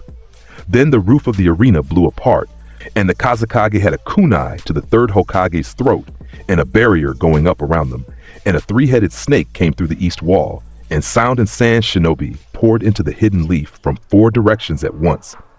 Naruto Uzumaki was in the stands with Ino and Sasuke when it started. He put one hand on the railing. Okay, he said. That's my whole afternoon gone. Naruto. Ino grabbed his sleeve. I can't even count. There's hundreds of them. The East District is full of civilians. 612 hostiles inside the walls, 900 more coming, 4 snakes. He tipped his head. Ino, look at me. She did? You and Sasuke are going to the East District to move civilians. Kakashi's already there, he'll cover you. He gave her a grin. Don't worry, I'm the strongest. Don't say that like it's a goodbye. It's not a goodbye, it's a schedule. He hopped onto the railing. Sasuke. What? Your brother's not here today, so don't go looking for him, and don't go looking for the snake guy either. Keep her alive. Sasuke's jaw worked. I don't take orders. Sasuke. Naruto's head turned. Keep her alive. Something in the air pressed down on the Uchiha's shoulders for half a second and then let go. Fine, Sasuke said, hoarse. Naruto stepped off the railing into open air. He didn't fall. That's the detail that made it into every account of that day. 12,000 people were in that village, and about 400 of them were awake to see it, and every single one of them told the same story afterward. He stepped off the balcony, and he just stood on nothing. He walked out over the arena on the air like it was a floor. The first snake came at him. It was one of Orochimaru's summons, 40 feet of muscle and fang, and it came up off the ground with its mouth wide open and every intention of swallowing him whole. Naruto raised a finger without looking. Red. The snake's entire head came off and went one direction, and its body went the other, and the shockwave rolled out across the arena and blew every awake sound shinobi in a 100-meter radius flat on their backs. Then the second and third snakes came in from the flanks. Blue. They were dragged into each other, tangled in the air in a knot, and Naruto walked past them and let them fall. He killed 41 sound shinobi in the next 90 seconds, and he never once broke stride. This is the part where it needs to be said plainly, because it's the part canon never gave him. Naruto Uzumaki in this story did not knock enemies out. He did not talk them into being better. He did not stand there with a bloody nose and shout about friendship at an invading army. He walked into an invasion of his home with his hands in his pockets, and he closed it. A squad of 6 sound elite hit him from a rooftop with a sound-based genjutsu and a hail of kunai. The kunai stopped in the air. The genjutsu arrived at his ears and found the space around them wouldn't carry sound. It hadn't been given permission to carry. Red. The rooftop stopped existing. So did the squad. 8 sand chunin trapped a group of academy students in a courtyard on the west side. Naruto came over the wall and landed between them, and the closest sand shinobi swung a sword through his neck and watched it stop. "You brought a war to a school," Naruto said. He didn't call a technique for that one. He just walked forward, and 8 men came apart around him, and 30 children behind him saw a boy in a blindfold turn and crouch down and say, "Hey, go to the shelter under the Hokage building. Take the little one's hands. You're gonna be fine." And then he was gone off the wall again. He crossed the entire village in 6 minutes, and then the ground started to move. Out past the east wall in the forest, something enormous rose up. Gaara had lost it. Sand poured off the boy in a flood that didn't stop, building upward and outward, shaping legs and arms and a tail as thick as a house, and then the head came up with a mouthful of teeth and 2 black and gold eyes, and the one-tailed Shukaku stood up in the tree line and howled at a sleeping village. It was the size of a mountain. It genuinely was. 200 feet of packed sand and demonic chakra, and every step it took flattened an acre of forest, and it was walking toward the eastern district, where 11,000 civilians were being evacuated through a bottleneck of 3 streets. Tamari was screaming her brother's name from a rooftop. Kankuro was on his knees. Kakashi Hatake stood at the wall with his Sharingan uncovered and his hands already in a seal, doing math in his head that came out badly no matter which way he ran it. Then Shukaku's chest swelled. Wind release. "Oh no," Kakashi breathed. Drilling air bullet. Sand compressed into a sphere the size of a warehouse and fired, not at the walls, at the streets, at the evacuation route, at the 3,000 civilians packed into it, at a crowd of families and old men and children in the open. It would have taken out 9 city blocks. Ino Yamanaka was in that street. She'd been carrying a 4-year-old boy in her arms for 20 minutes, and she looked up and saw it coming, and there was no time to move, no time to shield, no time for anything at all, except one thought that arrived very clearly and very calmly. Naruto's going to be so mad at me. And then the sky went black. Naruto Uzumaki rose off the eastern wall into open air. 200 meters up, white blonde hair blowing back, one hand coming across his body. He crossed 2 fingers. Domain expansion. Every single person in the hidden leaf who was awake felt the pressure change. The 3rd Hokage, inside a purple barrier with a blade at his throat, felt it and turned his head. Orochimaru felt it, and his whole body locked up in animal memory. Kakashi felt it on the wall and dropped to one knee involuntarily. Ino Yamanaka, standing in a street with a child in her arms and death coming at her, felt it and knew exactly what was about to happen because she had been inside it, and she screamed his name. Unlimited void. The world turned inside out. Reality folded into black. Not the black of night, the black of nothing, going out in every direction, and through it poured a river of white-blue light like liquid stars, twisting and folding and running upward. Space itself opened out into an infinity with no floor and no sky, and hanging in the middle of it, arms lowering, was one boy. The wind bullet stopped mid-flight and hung in the air. And Shukaku, the one-tailed beast, a creature made of the will of a demon and 1,000 years of rage, froze. Every neuron in that vast, ancient, howling mind received, in the same instant, all of it. The mass of every grain of sand in its own body, individually, all 400 million tons of it. The composition of the air, the position of every atom in a 10-kilometer radius. The full spectrum data of what everything is, everywhere at once, forever, without pause and without end. It got what Naruto Uzumaki gets. Every second. Since birth. Shukaku's mouth stayed open in the middle of a roar and made no sound. Its raised arms stopped moving. Its eyes went flat and wide and empty. 200 feet of tailed beast stood in a flattened forest like a statue of itself, and the wind bullet in the air simply came apart into sand and fell like a rainstorm. Inside the domain, Gaara's consciousness stopped screaming. Nobody died. That's the thing. That's the thing that made grown shinobi sit down on the wall and put their faces in their hands. The leaf forces on the perimeter, 200 Chunin and Jonin, who had been running toward that beast with everything they had, ready to spend their lives to buy the evacuation, 4 more minutes, arrived at the edge of the black and stopped. They couldn't go in. The space wouldn't let them. It curved, so they stood there at the rim of an infinity and watched a boy walk across nothing toward a frozen demon. Is it? Somebody said. Is the fight over? There's no fight, Kakashi answered. He was on one knee, and he was laughing in that way. People laugh when their whole understanding of the world has been rearranged. Look at it, look at it. It's not beaten. It's switched off. That's the sentence that went around the village for the next 20 years. Not he won. He turned it off. Naruto walked up the frozen arm, across the shoulder, onto the head, and stopped where the sand was thickest. He reached down with one hand into a wall of packed sand that had killed hundreds of people and closed his fingers around the front of a boy's shirt. Then he pulled. Gaara came out of that construct like a splinter coming out of a thumb, limp, eyes rolled back, breathing shallow, and the moment he was clear, the entire 200-foot beast let go of its shape and came down. 400 million tons of sand fell out of the sky over the eastern forest, and it came down soft, because Naruto put one hand out and bent the space it fell through so that it drifted.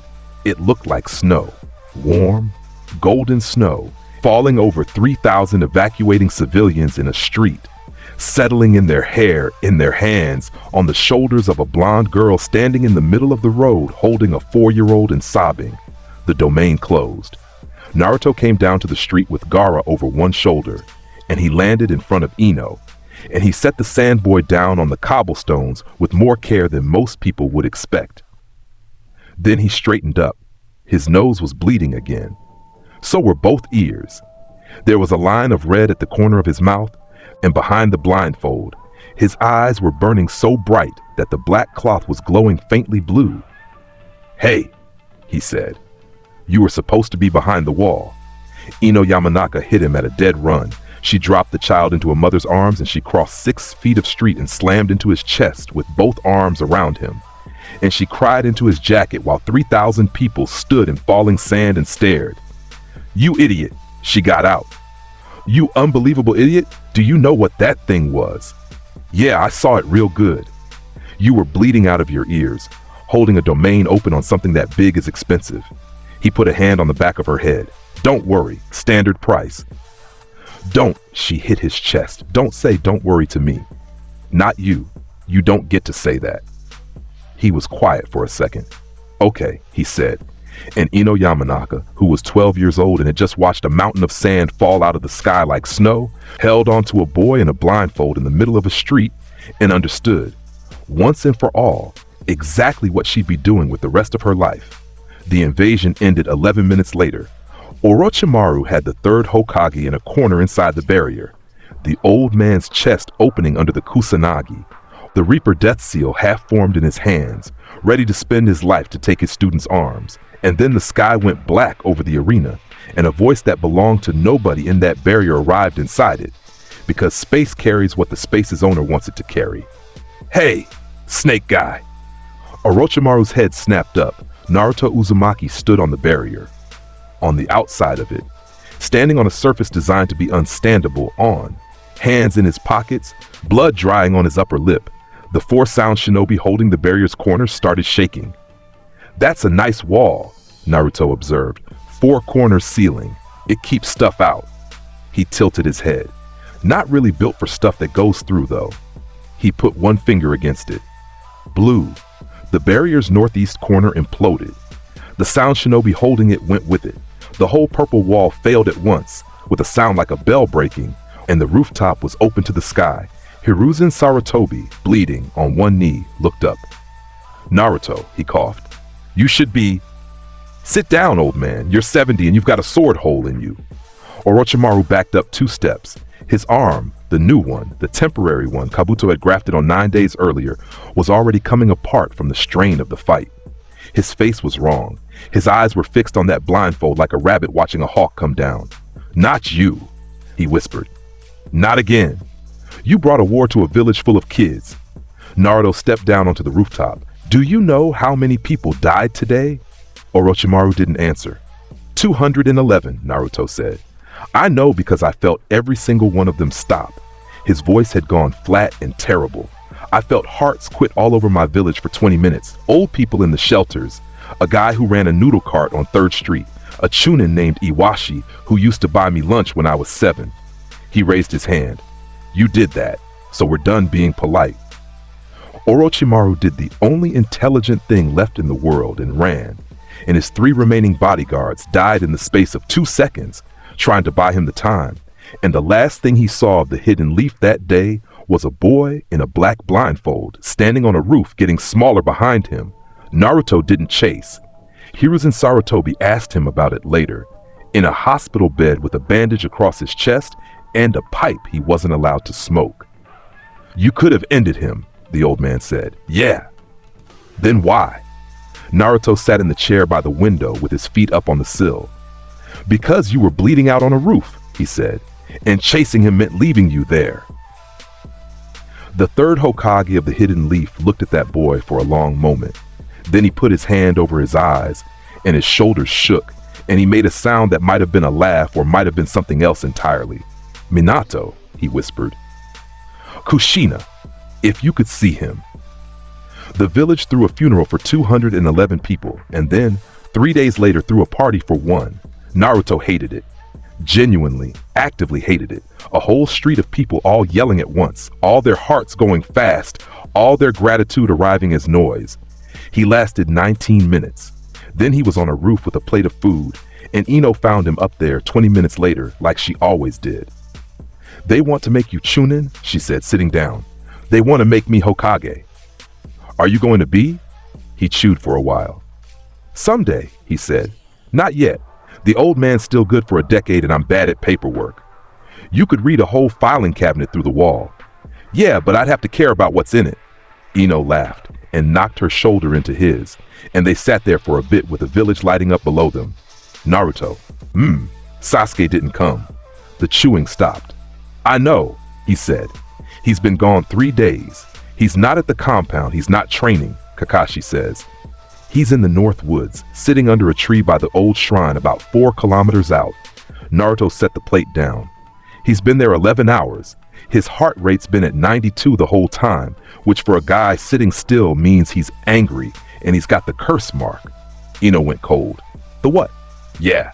Naruto's head turned toward the north. Kabuto got to him during the invasion, in the confusion. Little bite on the neck, 3 chakra seals, and a whole lot of whispering. His jaw tightened. I felt it happen, and I was 2 kilometers away holding a domain open on a tailed beast. I couldn't get there. You, Ino's hands were over her mouth. You couldn't get there. You. Yeah, he said. First time. He sat with that for a moment. He's going to leave, he added. Then stop him. Talk to him. You two have known each other since. Ino. He turned toward her. You can't talk somebody out of drowning when they think the water's the only thing holding them up. He stood and stretched. He's gonna go, and I'm gonna go get him. And if he won't come? Naruto Uzumaki picked up his plate and looked out at the North Woods, and his voice went low and steady and absolutely certain. Then I'm gonna break him and bring him home anyway. Here's what nobody in the Leaf understood about Sasuke Uchiha in those weeks, and here's what Naruto understood down to the atom. It was never really about power. Sasuke had power. He was the second strongest genin in that village by a wide margin. He developed a 2 Tomoe Sharingan at 12. He was going to be a monster of a shinobi by 20, and everybody with eyes could see it. The problem was that he built his entire self on being the Uchiha, the last one, the survivor of a massacre carrying a clan on his back, destined to grow strong enough to kill the man who'd taken everything from him. That story was the only floor he had, And every single day for 4 years, a lazy boy with a blindfold had been standing on that floor and it had been creaking. Then he watched that boy take an arm off one of the Sannin. Then he watched him turn off a tailed beast. Then he sat in a hospital corridor and heard 2 jonin talking about the kid who ended an invasion by himself. And he understood with total clarity that he was going to spend the rest of his life being the second most important person in every room he entered. And a voice in the back of his neck, in the seal Kabuto had put there, said, "I know a man who can fix that." He left on a Tuesday at 2 a.m. with a pack on his back. The Sound Four came for him at the North Gate. Sakon, Jirobo, Kidomaru, Tayuya, Orochimaru's elite, 4 of the strongest bodies in his collection, sent to escort the prize home. "You'll have to give up your body," Sakon told him. "The old you dies tonight." "Fine," Sasuke said. They gave him the pill and the seal on his neck bloomed to level 2, and 4 Sound Elite and 1 defecting Uchiha ran into the night. They made it 40 kilometers. Naruto Uzumaki was sitting on a rock at the Valley of the End, waiting because he'd known where Sasuke was going for 11 hours. The Sound Four never even reached him. That's the part people ask about. Where's the big fight with the bodyguards? Where's the desperate chase? Where's the 4 separate battles with Naruto's friends bleeding out in the woods? There wasn't one. There was no time for one. Naruto met them on a ridge 9 kilometers from the valley, standing in the middle of the trail in the rain with his hands in his pockets. "Sasuke," he called. "Keep walking, I'll be right there." "Get out of the way." Wasn't talking to them. Naruto's head turned toward the 4 Sound Elite. "You 4 came into Fire Country to take a kid out of my village." Jirobo laughed and came off the ground with his curse mark blooming in a fist the size of a cinder block. Red, there was a crack, and the whole ridge lit up blue-white, and Jirobo of the South Gate went off the mountain in a spray of rain and stone and came down somewhere 300 meters below in pieces. Kidomaru got a web up. It stopped in the air. Tayuya's flute went to her lips. The sound arrived at Naruto's ears and found nothing there to arrive in. Sakon and Ukon came at him from the flank at a speed that had killed dozens.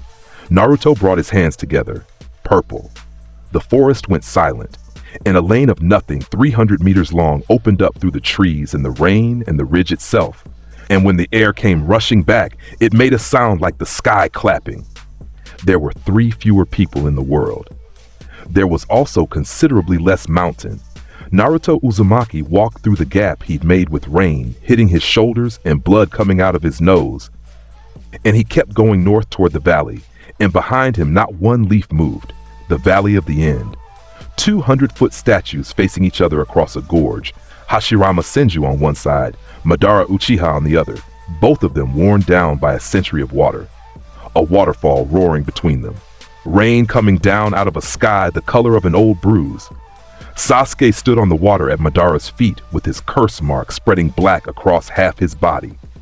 Naruto came down out of the rain and landed on the surface of the river, hands in his pockets, 20 meters away. He looked bad, and he'd never admit it.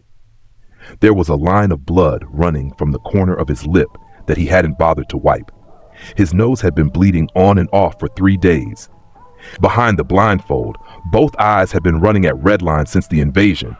Holding Unlimited Void open on a 200-foot tailed beast without letting the domain touch 3,000 civilians had cost him something that a night's sleep doesn't fix.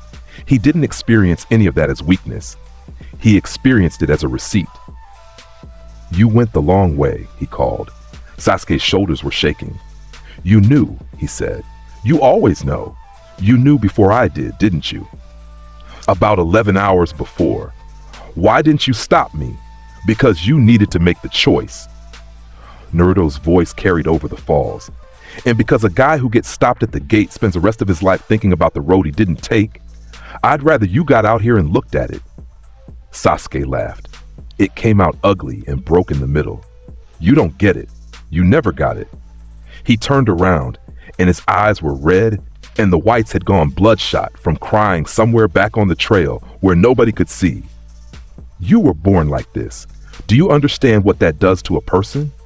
I trained every day of my life, every single day. I put my hands in cold water until they stopped bleeding so I could keep throwing. I ran the lake trail before dawn for 4 years. His voice climbed. And you slept in class.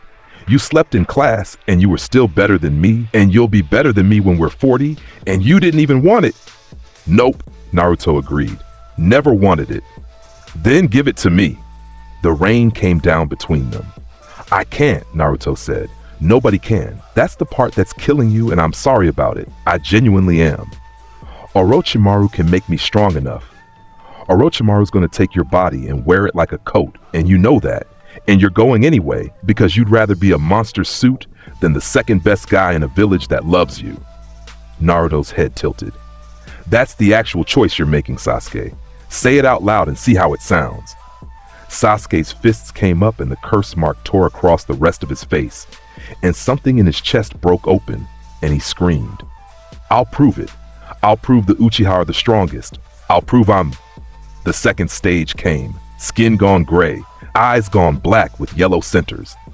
A cross-shaped mark across the bridge of his nose and hair grown out long, and wings, actual wings, hand-shaped things of flesh and chakra, spreading out of his back and beating once hard, throwing water off the surface of the river in a ring. He rose into the rain. The chakra coming off him was genuinely frightening. It stained the water black under him. Birds a kilometer away left their trees at once. A boy who had been a talented genin was now radiating something in the high jonin range. All of it borrowed, all of it purchased at a price he hadn't finished paying. His left hand came down and lightning gathered in it. And it wasn't blue, it was black. Black lightning screamed in his palm, chewing the air, so loud the waterfall stopped being the loudest thing in the valley. The curse mark poured everything it had into it. Every drop of hatred, every night of training, every hour of the last 8 years. Black Chidori! And he came down out of the sky at Naruto Uzumaki's skull with all of it. Naruto watched him come. Then he reached up with one hand and took hold of the black cloth over his eyes and pulled it off. He tossed it aside. The blindfold fell into the river and the current took it, and the rain kept coming. And Naruto Uzumaki opened his eyes fully for the first time in another living person. Light came out of them. Crystal blue, layer inside layer inside layer, going inward past any depth a human face should have. They lit the water. They lit the rain coming down in front of them, every single drop of it, and they lit the underside of Madara Uchiha's stone chin 200 feet up. 2 stars that had fallen out of the sky and landed in a boy's head. Sasuke Uchiha, mid-dive, with a bolt of black lightning in his hand, saw them and understood, in one horrible instant, that he had been fighting a person who was holding his hand over his own eyes this whole time out of politeness. Naruto's feet came off the water. He floated an inch above it, and then 2, and the river beneath him went flat, and still in a circle 9 meters wide while everything outside that circle churned. Dying to win and risking death to win are completely different, Sasuke, he called up. Sasuke screamed and kept coming. You'd give your life to be strong. That's not strength, man. That's just the fastest way to stop existing. Naruto raised one hand and pointed it up past Sasuke, past the statues, past the storm, at the heavens. His voice didn't shake. It had never once shaken, not on the night he was born, not at 4 years old with his hands over his eyes, not in front of Orochimaru, not with a mountain of sand falling out of the sky. Throughout heaven and earth, he said, I alone am the honored one. The black Chidori hit the infinity. It didn't explode. It didn't clash. There was no scream of colliding techniques, no wall of light, none of the things Sasuke Uchiha had imagined 1,000 times while he was throwing kunai in the cold. The strongest technique he had ever built simply stopped a foot from Naruto's chest and came apart and drifted down. Black sparks fell around them like snow. They hissed out one by one on the surface of the river. It was almost beautiful. Sasuke hung there, wings beating, his arms still extended, staring at his own dead hand. No, he whispered. Naruto punched him in the stomach. That's all. One punch. It came up from below with a half turn of the hips behind it, and in the instant before it landed, blue energy compressed at the knuckles into a point the eye couldn't hold, and then it detonated. Black flash. The impact left a black afterimage hanging in the rain, a jagged crack in the air itself, where the strike had happened, and the sound reached the hidden leaf, 40 kilometers away. As a single hard boom that made people look up from their breakfast, Sasuke Uchiha folded completely in half around that fist. The wings came off his back and burst into nothing. The curse mark cracked and broke apart across his skin like paint drying too fast and retreated all the way back to a 3-point mark on his neck. And then that broke too and stopped glowing forever. Then he went backward. He went through the waterfall. He went through it. 100 tons of falling water parted around him for a half second, and he hit the cliff face on the far side hard enough to put a spider web of cracks into stone that had held for 100 years. And then he slid down it and landed on the rocks at the bottom and stopped moving. The rain came down. Naruto Uzumaki lowered his fist and settled back onto the water and stood there for a second with his eyes open, breathing. Then he walked over. Sasuke was alive. Naruto had known exactly how hard to hit him. That's what the eyes are for. That's what they've always been for. 6 ribs cracked and no organ damage. Concussion, level 2, left wrist broken from the landing. He'd be walking in 3 weeks and running in 6. His eyes were open, staring at nothing. "Kill me," he said. "Nah, kill me." His voice cracked. "I left. I'm a traitor. I put a Chidori through your..." He stopped because he hadn't. I tried to." "Yeah, you did. So kill me." Naruto crouched down in the rain beside him. "Here's the thing about you, Sasuke," he said. "You've spent 8 years thinking the only 2 options are strongest or nothing.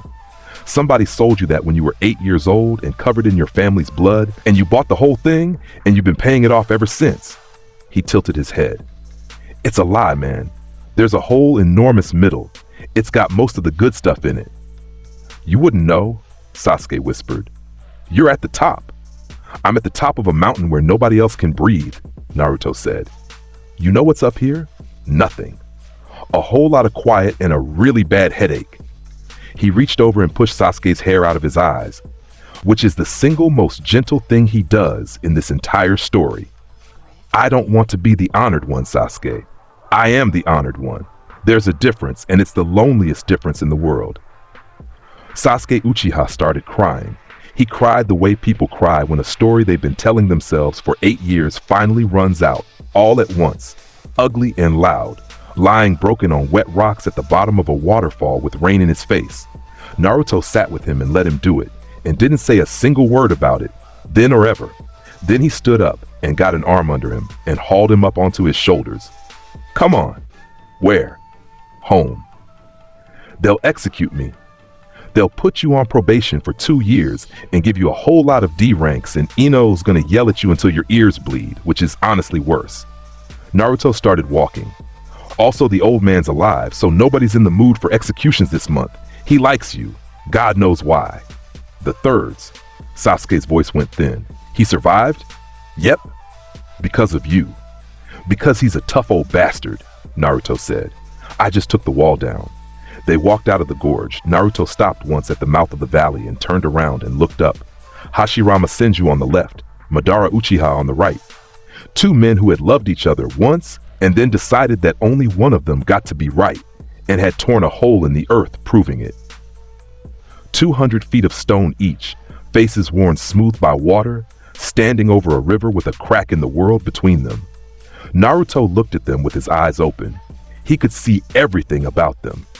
Every fracture line in the granite, every seam where Hashirama's wood release had pushed stone into shape, every place a century of rain had eaten a millimeter away. He could see the exact spot where the 2 techniques that made this valley had met, still faintly warm in the rock 100 years later. "They did this," he said out loud, because neither of them would put it down. Sasuke on his shoulders didn't answer. He'd passed out. "Yeah," Naruto said, "we're doing it different." And he turned around and walked north, in the rain, with the last Uchiha over his shoulders and no blindfold on his face. Ino Yamanaka was waiting at the edge of the Fire Country border, 9 kilometers out in the rain, because of course she was. She'd been told to stay in the village. She'd been told by Kakashi, by her father, and by a medical chunin who outranked her, and she had listened to all 3 of them, and then left anyway 40 minutes later with a med kit on her hip and a stubborn set to her jaw that her mother would have recognized instantly. She'd been standing on that trail for 2 hours, and then a shape came out of the rain, walking, with another shape over its shoulders. Ino started running before she made a decision about it. Naruto. She got about 10 steps and then stopped dead in the middle of the trail because he lifted his head and he had no blindfold on. Blue light came through the rain. She'd seen them before. She was the only person alive who had, but she'd seen them in a place with no ground from inside his head, with the whole weight of infinity coming down on her. And now they were here, on a muddy trail in fire country in the actual world, looking at her. They were so tired. That was the thing that undid her. Under all that light, all that impossible, endless, world-ending perception, the boy behind them was exhausted, and he was still walking, and he'd brought Sasuke back. "Hey," Naruto said. Ino Yamanaka put both hands over her mouth and cried. "You're supposed to be in the village," he told her. "You're supposed to be dead, apparently, because that's what everybody at the gate was." She wiped her face with her forearm, angrily, and stomped through the mud to him, and reached up and grabbed his chin and turned his head to check his pupils like a professional. "Both ears bled, your nose bled. You've got broken capillaries in both. Naruto, your eyes, there's blood in the... It's fine." "It's not fine." "Ino." He smiled at her, actually smiled with his eyes visible, and she'd never in her life get over how different a smile looks when you can see what's above it. "It's fine." She stood there in the rain with her hand on his jaw, and she looked into two crystal blue infinities, and she made a promise she never spoke out loud, which was this: "Somebody's going to look after you. It's going to be me. You can't stop me. You're the strongest and I don't care." "Where's your blindfold?" she asked. River took it. "Then how are you?" She stopped. Her voice went small. "Naruto, there's no cloth. You've got no cloth on, and there's a whole village of people up that road." "Yeah," he said. "That's the market and the gate, and there's going to be a crowd. They'll all be at the gate waiting. It'll be hundreds of people all at once." And you said, "I know what I said." "Then put something on. Take my scarf. Take, Ino." He shifted Sasuke's weight on his shoulders. "I carried a domain over 3,000 people. I put Orochimaru through a wall. I brought him home." He nodded at the road north. "I can look at my own village." He started walking. She fell in beside him on his left, the way she always did, and put a hand under Sasuke's dangling arm to take some of the weight without being asked, and neither of them said anything about it. "It's gonna hurt, isn't it?" she said after a while. "Walking in like that." "Yeah," Naruto said. "A lot." "Then why?" He kept walking, rain running off his hair, blue light going out ahead of him into the trees. "Because I've had that thing on my face since I was 4 years old," he said. "And I'm tired of the whole village thinking the strongest guy in the world has to hide half of himself to get through the day." Ino Yamanaka reached over without a word and took his hand. He let her. The gate came into view at dawn, 2 enormous green doors standing open under a wall, and the road up to it, and about 400 people packed along that road because word had gotten there first, the way word does. Kakashi Hatake was standing at the front with his hands in his pockets and his mask damp with rain. He saw the shape coming up the road with a body over his shoulders and a girl at his side. And then he saw that there was nothing over the boy's eyes. And Kakashi Hatake, who had watched the 4th Hokage die, who had buried both of his teammates, who had exactly one facial expression in his repertoire, took his hand out of his pocket and put it over his mouth. "Sensei?" a chunin beside him asked. "What is it?" That's my student," Kakashi said. 400 people watched Naruto Uzumaki walk up to the gate, the hidden leaf, with the last Uchiha on his back and his eyes open, and the noise of them hit him all at once. 400 hearts, 400 voices, 40,000 small sounds, the whole crushing flood of it arriving with nothing in the way. His jaw tightened, his hand tightened on Ino's. He kept walking.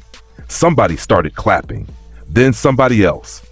Then all of it came down at once, the whole road, a wall of sound and gratitude and awe rolling up over him like weather. And he walked straight through the middle of it with his chin up and his eyes burning blue in the morning light. At the gate, he stopped in front of Kakashi and shifted Sasuke off his shoulders into 2 waiting medics' arms. 6 ribs, concussion, broken wrist, he reported. "Curse marks gone. All the way gone, Don't bother with the sealing team." He nodded at the medics. "He's gonna be a real pain about all this for about a year." "Understood," one of them managed. Kakashi looked at his student's face for a long moment. "Your eyes," he said. "Yeah.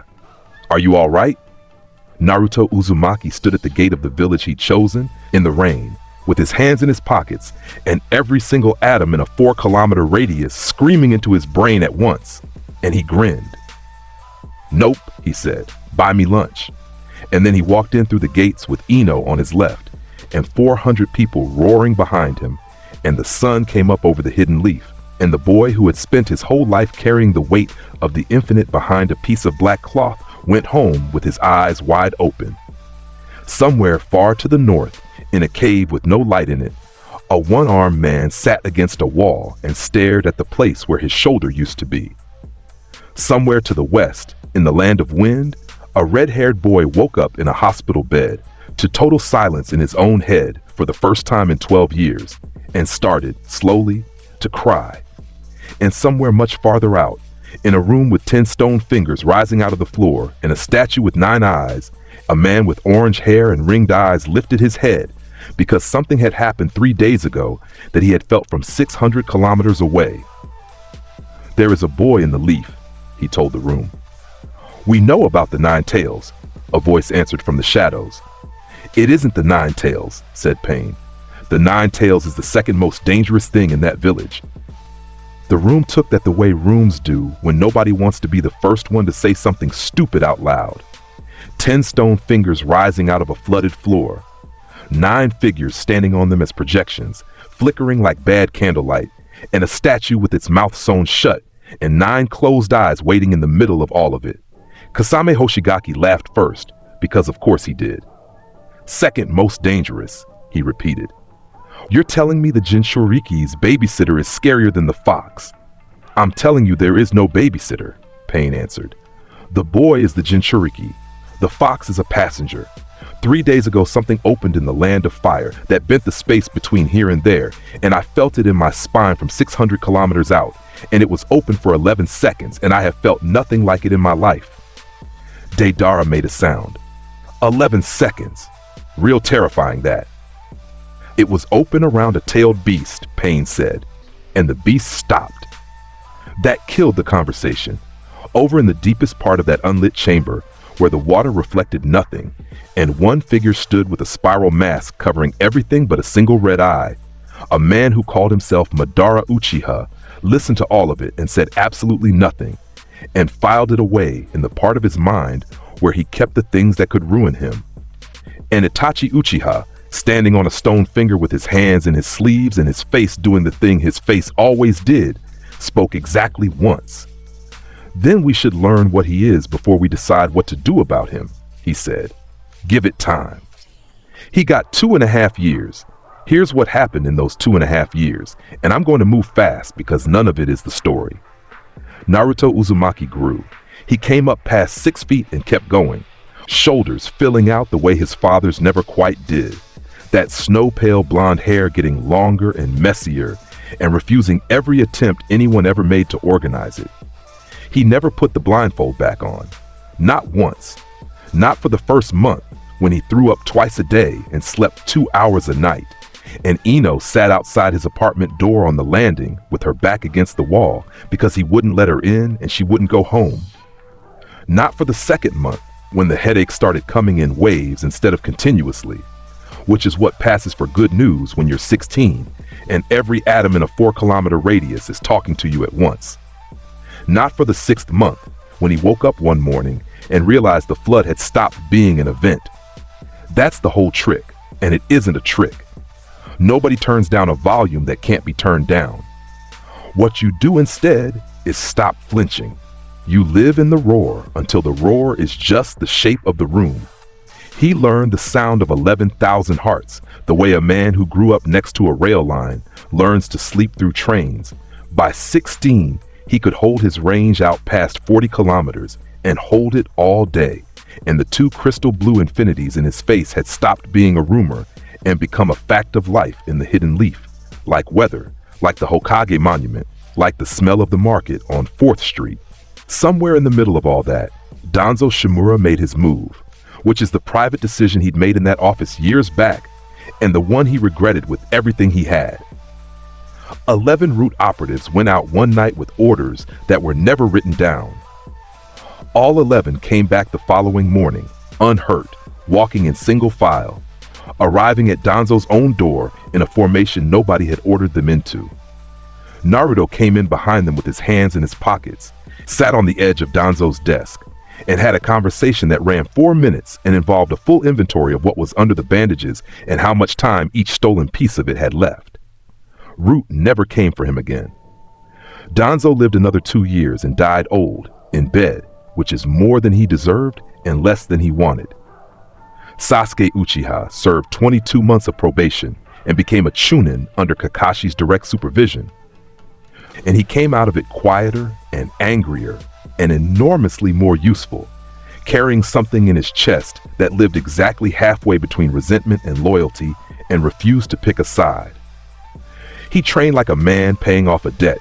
He got good, genuinely frighteningly good, in the way that a person gets when the ceiling above them is made of something they can see and never touch. Ino Yamanaka made chunin at 13, learned field medicine from Tsunade's own former students, and became the sort of medic that Jonin asked for by name. She still stood on Naruto's left. She still took half of Sasuke's weight without being asked when he came back from a mission wreck, and she still yelled at him for it, and neither of them ever thanked the other for anything. And she still had never once said out loud what she was to Naruto Uzumaki, because saying it would have made it a thing with edges, and what they had didn't have edges.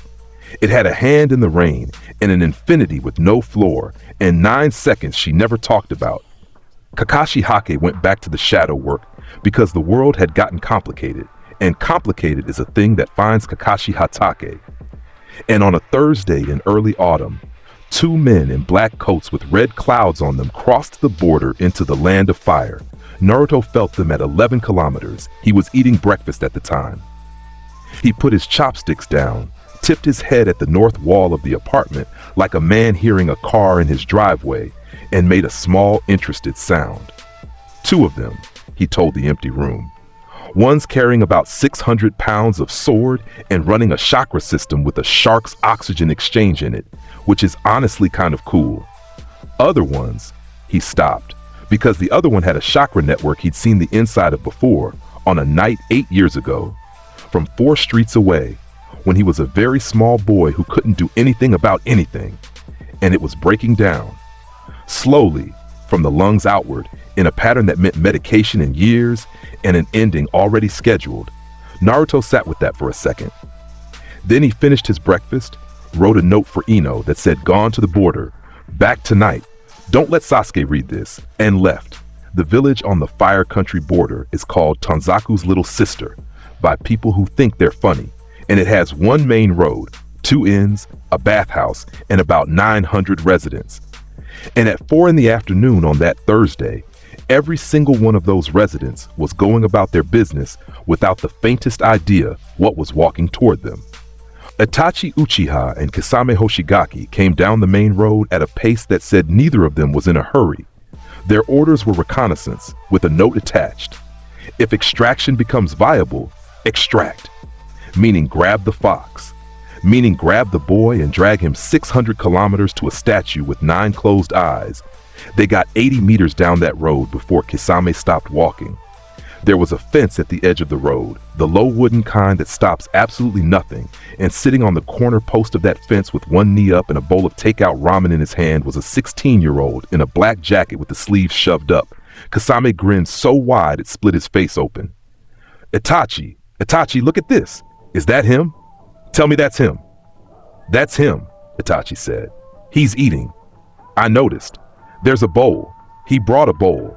Kasame's hand went back to the wrapped bulk on his shoulder, and Samahata shivered against his palm, hungry, the way it always got before a meal. "Oh, I like this. I like this a lot. Hey, kid, you know who we are?" Naruto slurped a noodle. "Kisame Hoshigaki," he said, without looking up. "Missing Nin, hidden mist, one of the 7. That thing on your back's alive and it eats chakra, and it's been hungry for about 9 days, which means you haven't had a real fight since you left the land of rivers.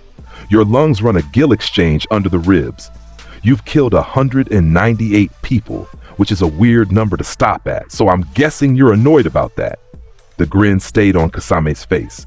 Something behind it moved. And you, Naruto went on, and now he did look up. Itachi Uchiha. 2 crystal blue infinities came up over the rim of the bowl, and the afternoon light landed in them and went in and didn't come back out. Kisame Hoshigaki had fought Kage-level shinobi. He'd stood in front of the 4th Mizukage and walked away with a story. He'd seen every eye technique the shinobi world had on offer, including the 2 spinning in his partner's skull, and none of it had ever done what those eyes did to the animal part of his brain, which was reach in, take hold of something under his stomach, nuff and squeeze. The grin came off.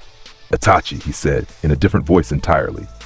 I see it, Itachi answered. Itachi Uchiha did the thing that made him the only member of that organization worth a damn in an abnormal situation. He didn't reach for a weapon. He didn't posture. He asked a question. Why are you here, he said, and not in your village? Naruto tipped the bowl back, drank the broth, and set it on the fence post beside him.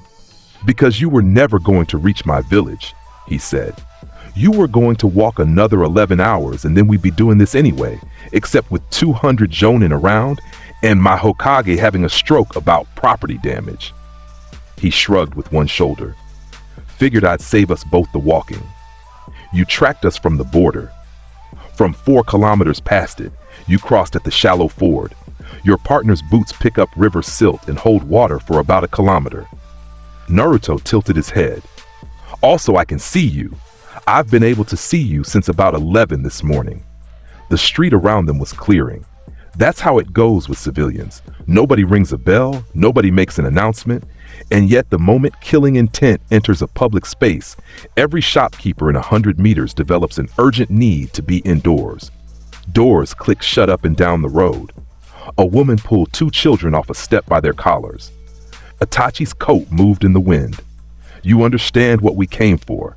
The fox, Naruto agreed. You want to know something funny? He's awake right now. He's been awake since you crossed the border, and he's got opinions. He's the one who killed Shisui's friend. Kurama rumbled somewhere in the basement of his skull. The other one smells like fish. Kill them both and let's go home. He says hi, Naruto reported. And Itachi Uchiha, who had 90 seconds ago been running a reconnaissance mission, made the decision that every clever person makes when they meet something they can't measure. He decided to measure it. His eyes changed. The 3-point Sharingan folded inward and became something else. A black pinwheel on a blood field, and the light in that street went strange and thin and wrong. Tsukuyomi, and the world ended. Here's what Tsukuyomi does for those keeping score. It takes hold of your senses at the root, and inside it, Itachi Uchiha owns time, space, and mass. 1 second in the real world becomes 72 hours in there. He crucifies you on a red cross under a black moon and stabs you with 1,000 blades for 3 days, and then the second ends, and you come out of it with your mind cracked down the middle like a dropped plate. It landed. For 1 full second, Naruto Uzumaki was in a red world with his arms bound over his head and a sky that hurt to look at, and a man in a black coat standing in front of him holding a sword. For the next 72 hours, Itachi began, you will... And then the boy on the cross tilted his head and Itachi Uchiha stopped talking. Because here's the thing nobody had ever explained to Itachi, and here's the thing nobody could have. Genjutsu is a lie told to the brain through the senses. It's data. False weight, false light, false sound, false pain, all of it inserted into the pathway between the eye and the mind. It's a forgery, and a forgery only works on somebody who can't check the original. The 6 eyes see the composition of the air. They see the mass of every particle in every direction, whether Naruto asks them to or not. They see chakra pathways, blood flow, spin, weight, structure, every second of every day.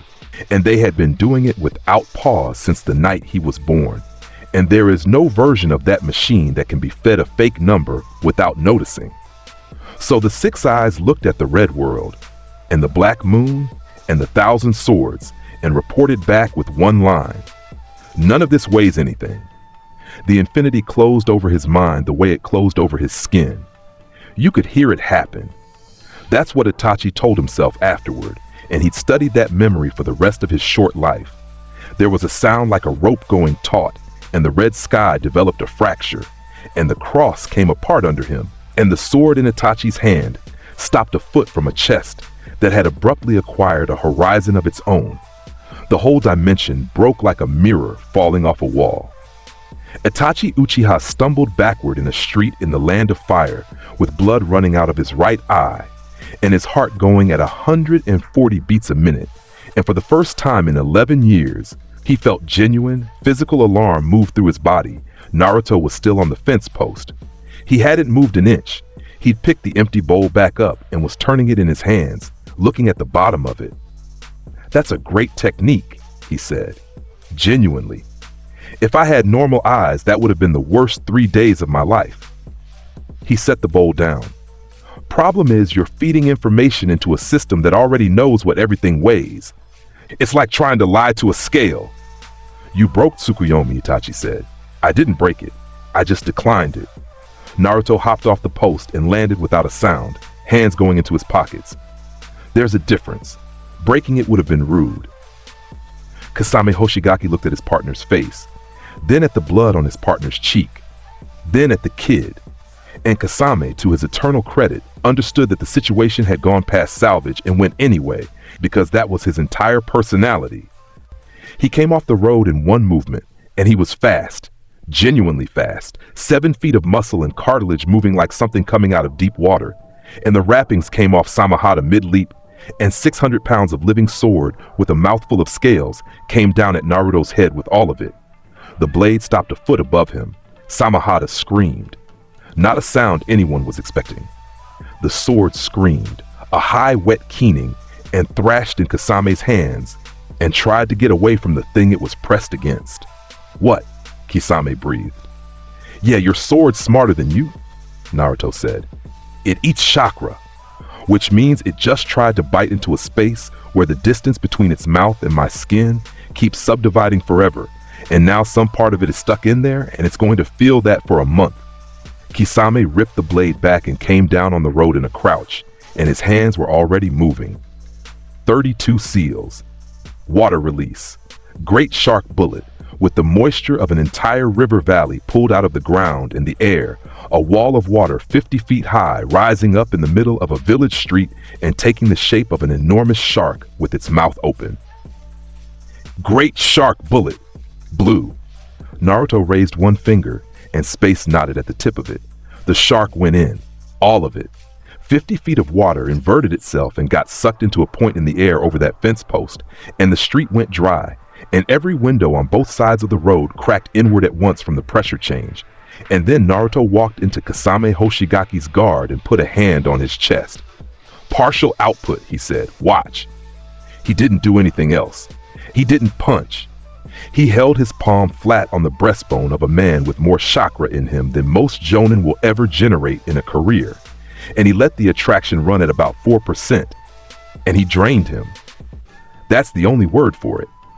Kasame's chakra came out of his own body and went into the point under Naruto's palm the way water goes down a drain.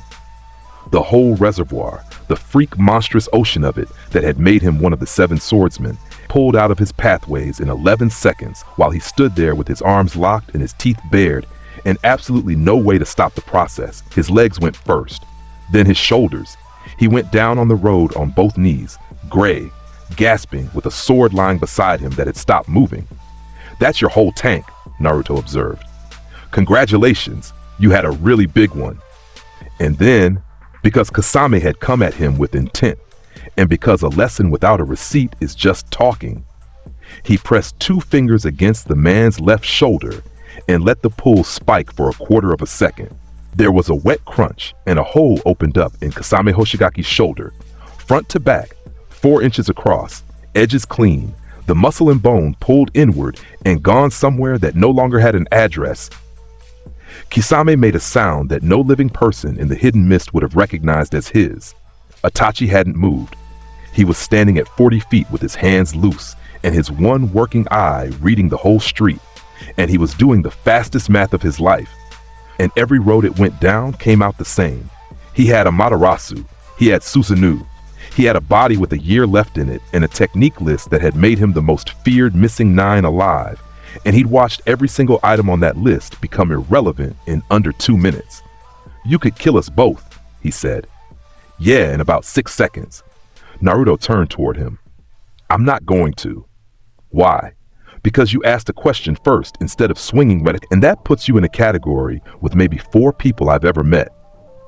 Naruto walked over to where Kasame was kneeling and looked down at him, and there was nothing cruel in his face at all, which somehow made it worse. And because I need somebody to deliver something, and it has to be somebody honest, and you're the only honest man in that organization. Itachi's expression did something very small. A message. A description. Naruto corrected. "There's a difference. I don't want you threatening them on my behalf. That's tacky. I want you to tell your employer exactly what you saw." He counted it off on his fingers. "Tell them Tsukuyomi failed at a range of 11 meters. Tell them a 7th swordsman lost his entire chakra pool in 11 seconds without a single hand seal from me. Tell them there's no barrier ninjutsu, no seal array, and nothing to copy. And tell them the eyes see 40 kilometers all day, every day, including right now, including into the room where they're standing when you say it." He crouched, hooked an arm under Kasame's good shoulder, and hauled 7 feet of Sharkman onto his feet like he was helping a drunk out of a bar. "And then tell them the last part, and this is the part that matters. Sending more people is a choice they get to make. Nobody's stopping them. My village is right there, the road's marked. They can come whenever they want." Naruto's voice never changed pitch. "But there's no version of that where it goes any differently. Not one. I want them making that decision with good information." Kasame Hoshigaki stared at him with a hole in his shoulder and a sword whimpering at his feet and said hoarsely, "You're 16. "Everybody keeps telling me that," Naruto said. They left on the north road as the sun went down. Itachi carrying Samahada because Kasame couldn't, Kasame walking on his own because pride is the last chakra to leave a man. Neither of them looked back. Kasame Hoshigaki never took another job in the Land of Fire. He turned down 2 direct orders about it in the following year, and endured every insult that came with the refusal. And when Deidara mocked him for it in front of the whole organization, he said 1 sentence and then left the room. Nobody ever got him to repeat it. And Itachi Uchiha walked 600 kilometers with a broken eye and thought about that street the entire way. And when he stood in front of the projection of a man with ringed eyes and gave the report, he gave it without shaving off 1 syllable. "You embellished," Pain said when it was done. "I have no reason to," Itachi answered. "You wanted an accurate description. That is the accurate description. He allowed me to leave, and he told me why, and I believe him." In the shadow at the back of the chamber, behind an orange spiral mask, a man who had spent 30 years arranging the world like furniture felt something he hadn't felt since a boulder came down on the right half of his body. He felt the plan wobble. 2 nights after the border, Naruto Uzumaki was on a rooftop on the east side of the Hidden Leaf, lying flat on his back on tiles that had held the day's heat, and Ino Yamanaka was next to him with her knees pulled up and a stolen bottle of her father's plum wine that neither of them had opened. They did this maybe twice a month. It never got announced. She'd find him wherever he was at 1 in the morning and sit down, and they'd talk about garbage for an hour, and then she'd go home. It had been going on for 2.5 years, and neither of them had ever named it, because both of them understood on some level that naming it would put walls around a thing that didn't want walls. "You've got that face," she said. "I've got a great face. You've got the face where you're looking at the sky and also looking at something else." Naruto let a breath out. "There's nitrogen up there," he said. "Between us and the stars. A whole lot of it, and it's moving around, and it's about 4 degrees warmer 2 inches off these tiles than it is where your hand is, because the roof's been giving heat back since sunset." He lifted 1 finger and pointed at nothing. "There's a bat 40 meters up. There's a nest of something in the eaves of the building behind us with 5 hearts in it, and one of them is going to stop before morning. Because it's the small one and it isn't feeding. I can see all of it while I'm looking at the stars. I never stopped being able to." Ino was silent for a bit. Does it ever turn off? She asked. You know it doesn't. I know it didn't when I was 12. It's been 4 years. I hoped. Yeah.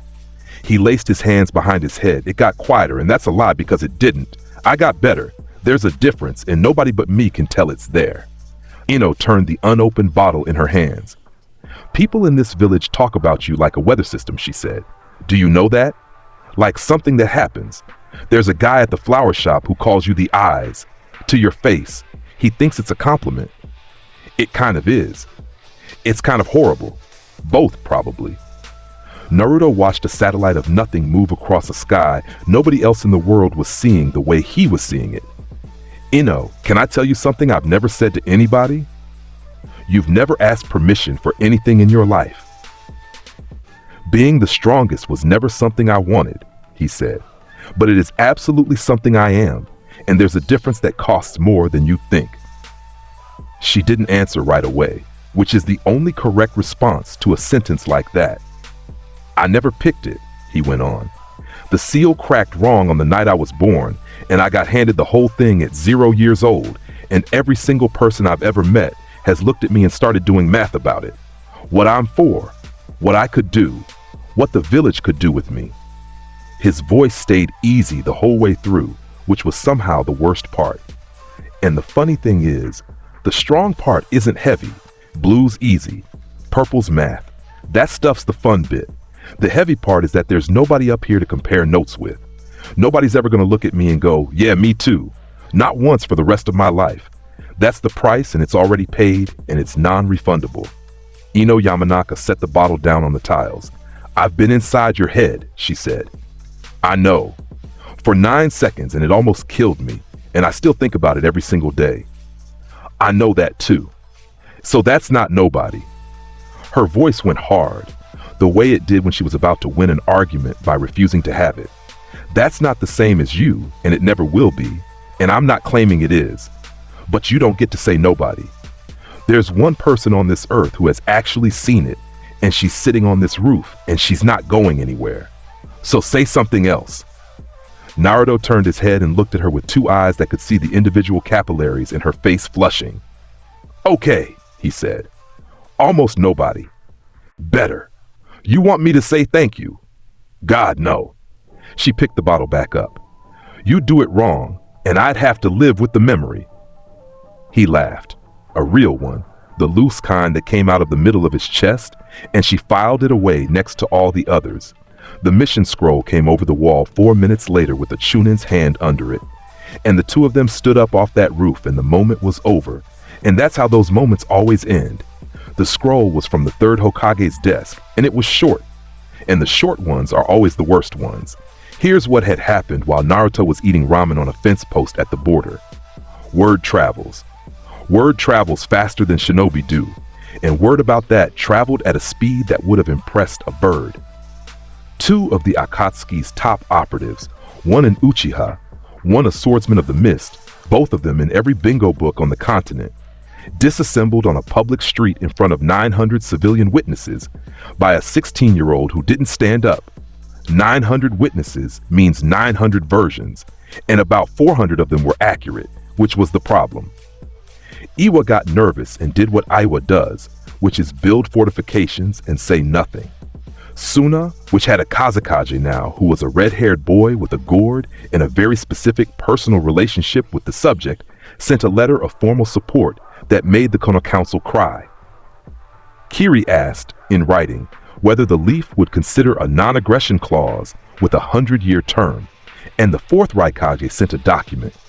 The document was 2 pages long, and it used the phrase weapon of mass destruction 4 times, and it demanded that the ocular Kekkei Genkai designated Rikugan be reclassified under Joint Village Accord, and its bearer be placed under supervisory custody, shared between the 5 great nations. Hiruzen Sarutobi read it twice, smoked most of a pipe, and dictated a reply of 1 paragraph that said, in effect, thank you for your concern. The boy is a citizen of the Hidden Leaf and a Chunin in good standing, and citizens are not classified as ordnance. Warm regards. The Raikage, who had never in his life encountered a problem he couldn't punch, decided to make the point in person and sent his brother, which brings us to a ridge 9 kilometers from the village wall on a bright, cold morning, where 3 men from the hidden cloud came over the tree line and found somebody sitting on a rock. Hiruzen's compromise had been elegant. Let him handle it, away from my wall, and let nobody die. Naruto had agreed to 2 out of 3 and hadn't specified which. "Yo," said the big one in front. He was enormous. 7 shades of muscle, white braids, sunglasses, a stack of 7 blades on his back arranged like somebody had lost a bet, and a notebook in one hand that he was writing in as he walked. "Killer Bee," Naruto said. 8 tails. Hachibi, Juki, whichever he prefers. He answers to both. He ain't picky, though he sulks in the water when I get too tricky. B snapped the notebook shut. "You know what this is? You're here to grab me and take me to Kumo so your brother can feel better about the map." "That's the gist, kid." B rolled his neck. "For the record, I told him it was a bad plan. Wrote a whole verse on it. He didn't hear the second half."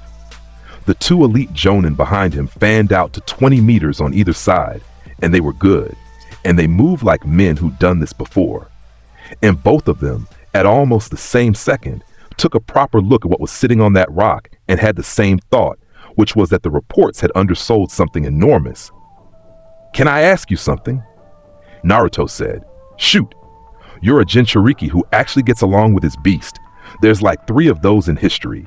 He tipped his head. "How'd you manage it?" Killer Bee blinked behind the sunglasses. "I asked him his name," he said. "Nobody ever had. Turns out that's most of it." "Huh." Naruto looked genuinely thoughtful for a second. Somewhere down in the basement, Kurama made a noise like a fridge. "Okay, that's a good answer. I'm going to steal that. Come on then." And Killer Bee, who was a professional, went version 2 immediately. Chakra came off him in a red-gold flood, and he grew, cloak, then tails, then bone and mass. 8 tails coming out of his back and thickening into cables.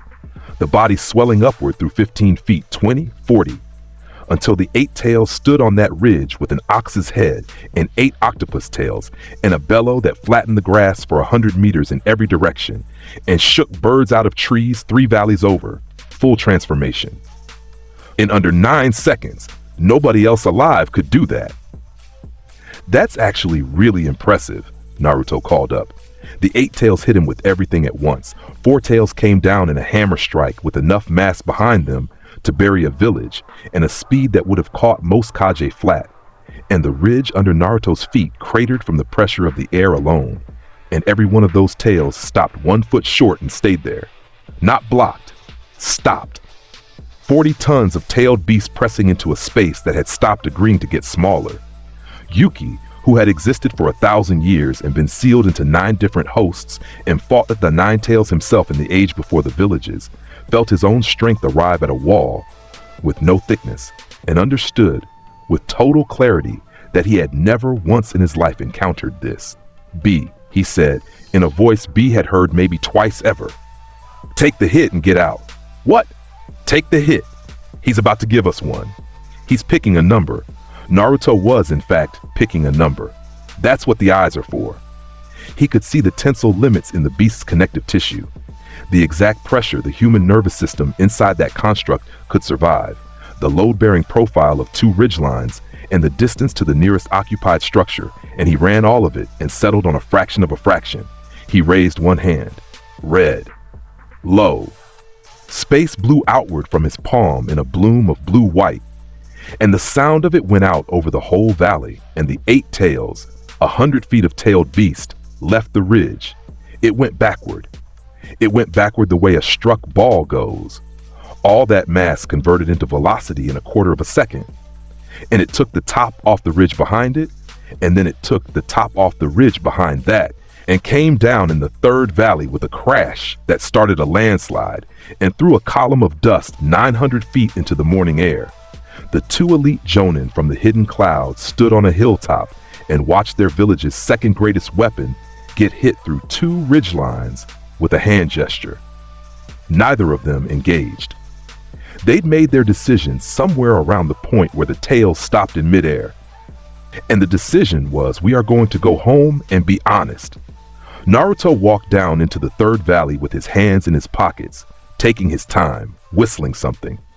He found Killer Bee sitting in the bottom of a crater in his human form, with the 8 tails chakra cloak half manifested and dribbling off his shoulders like steam.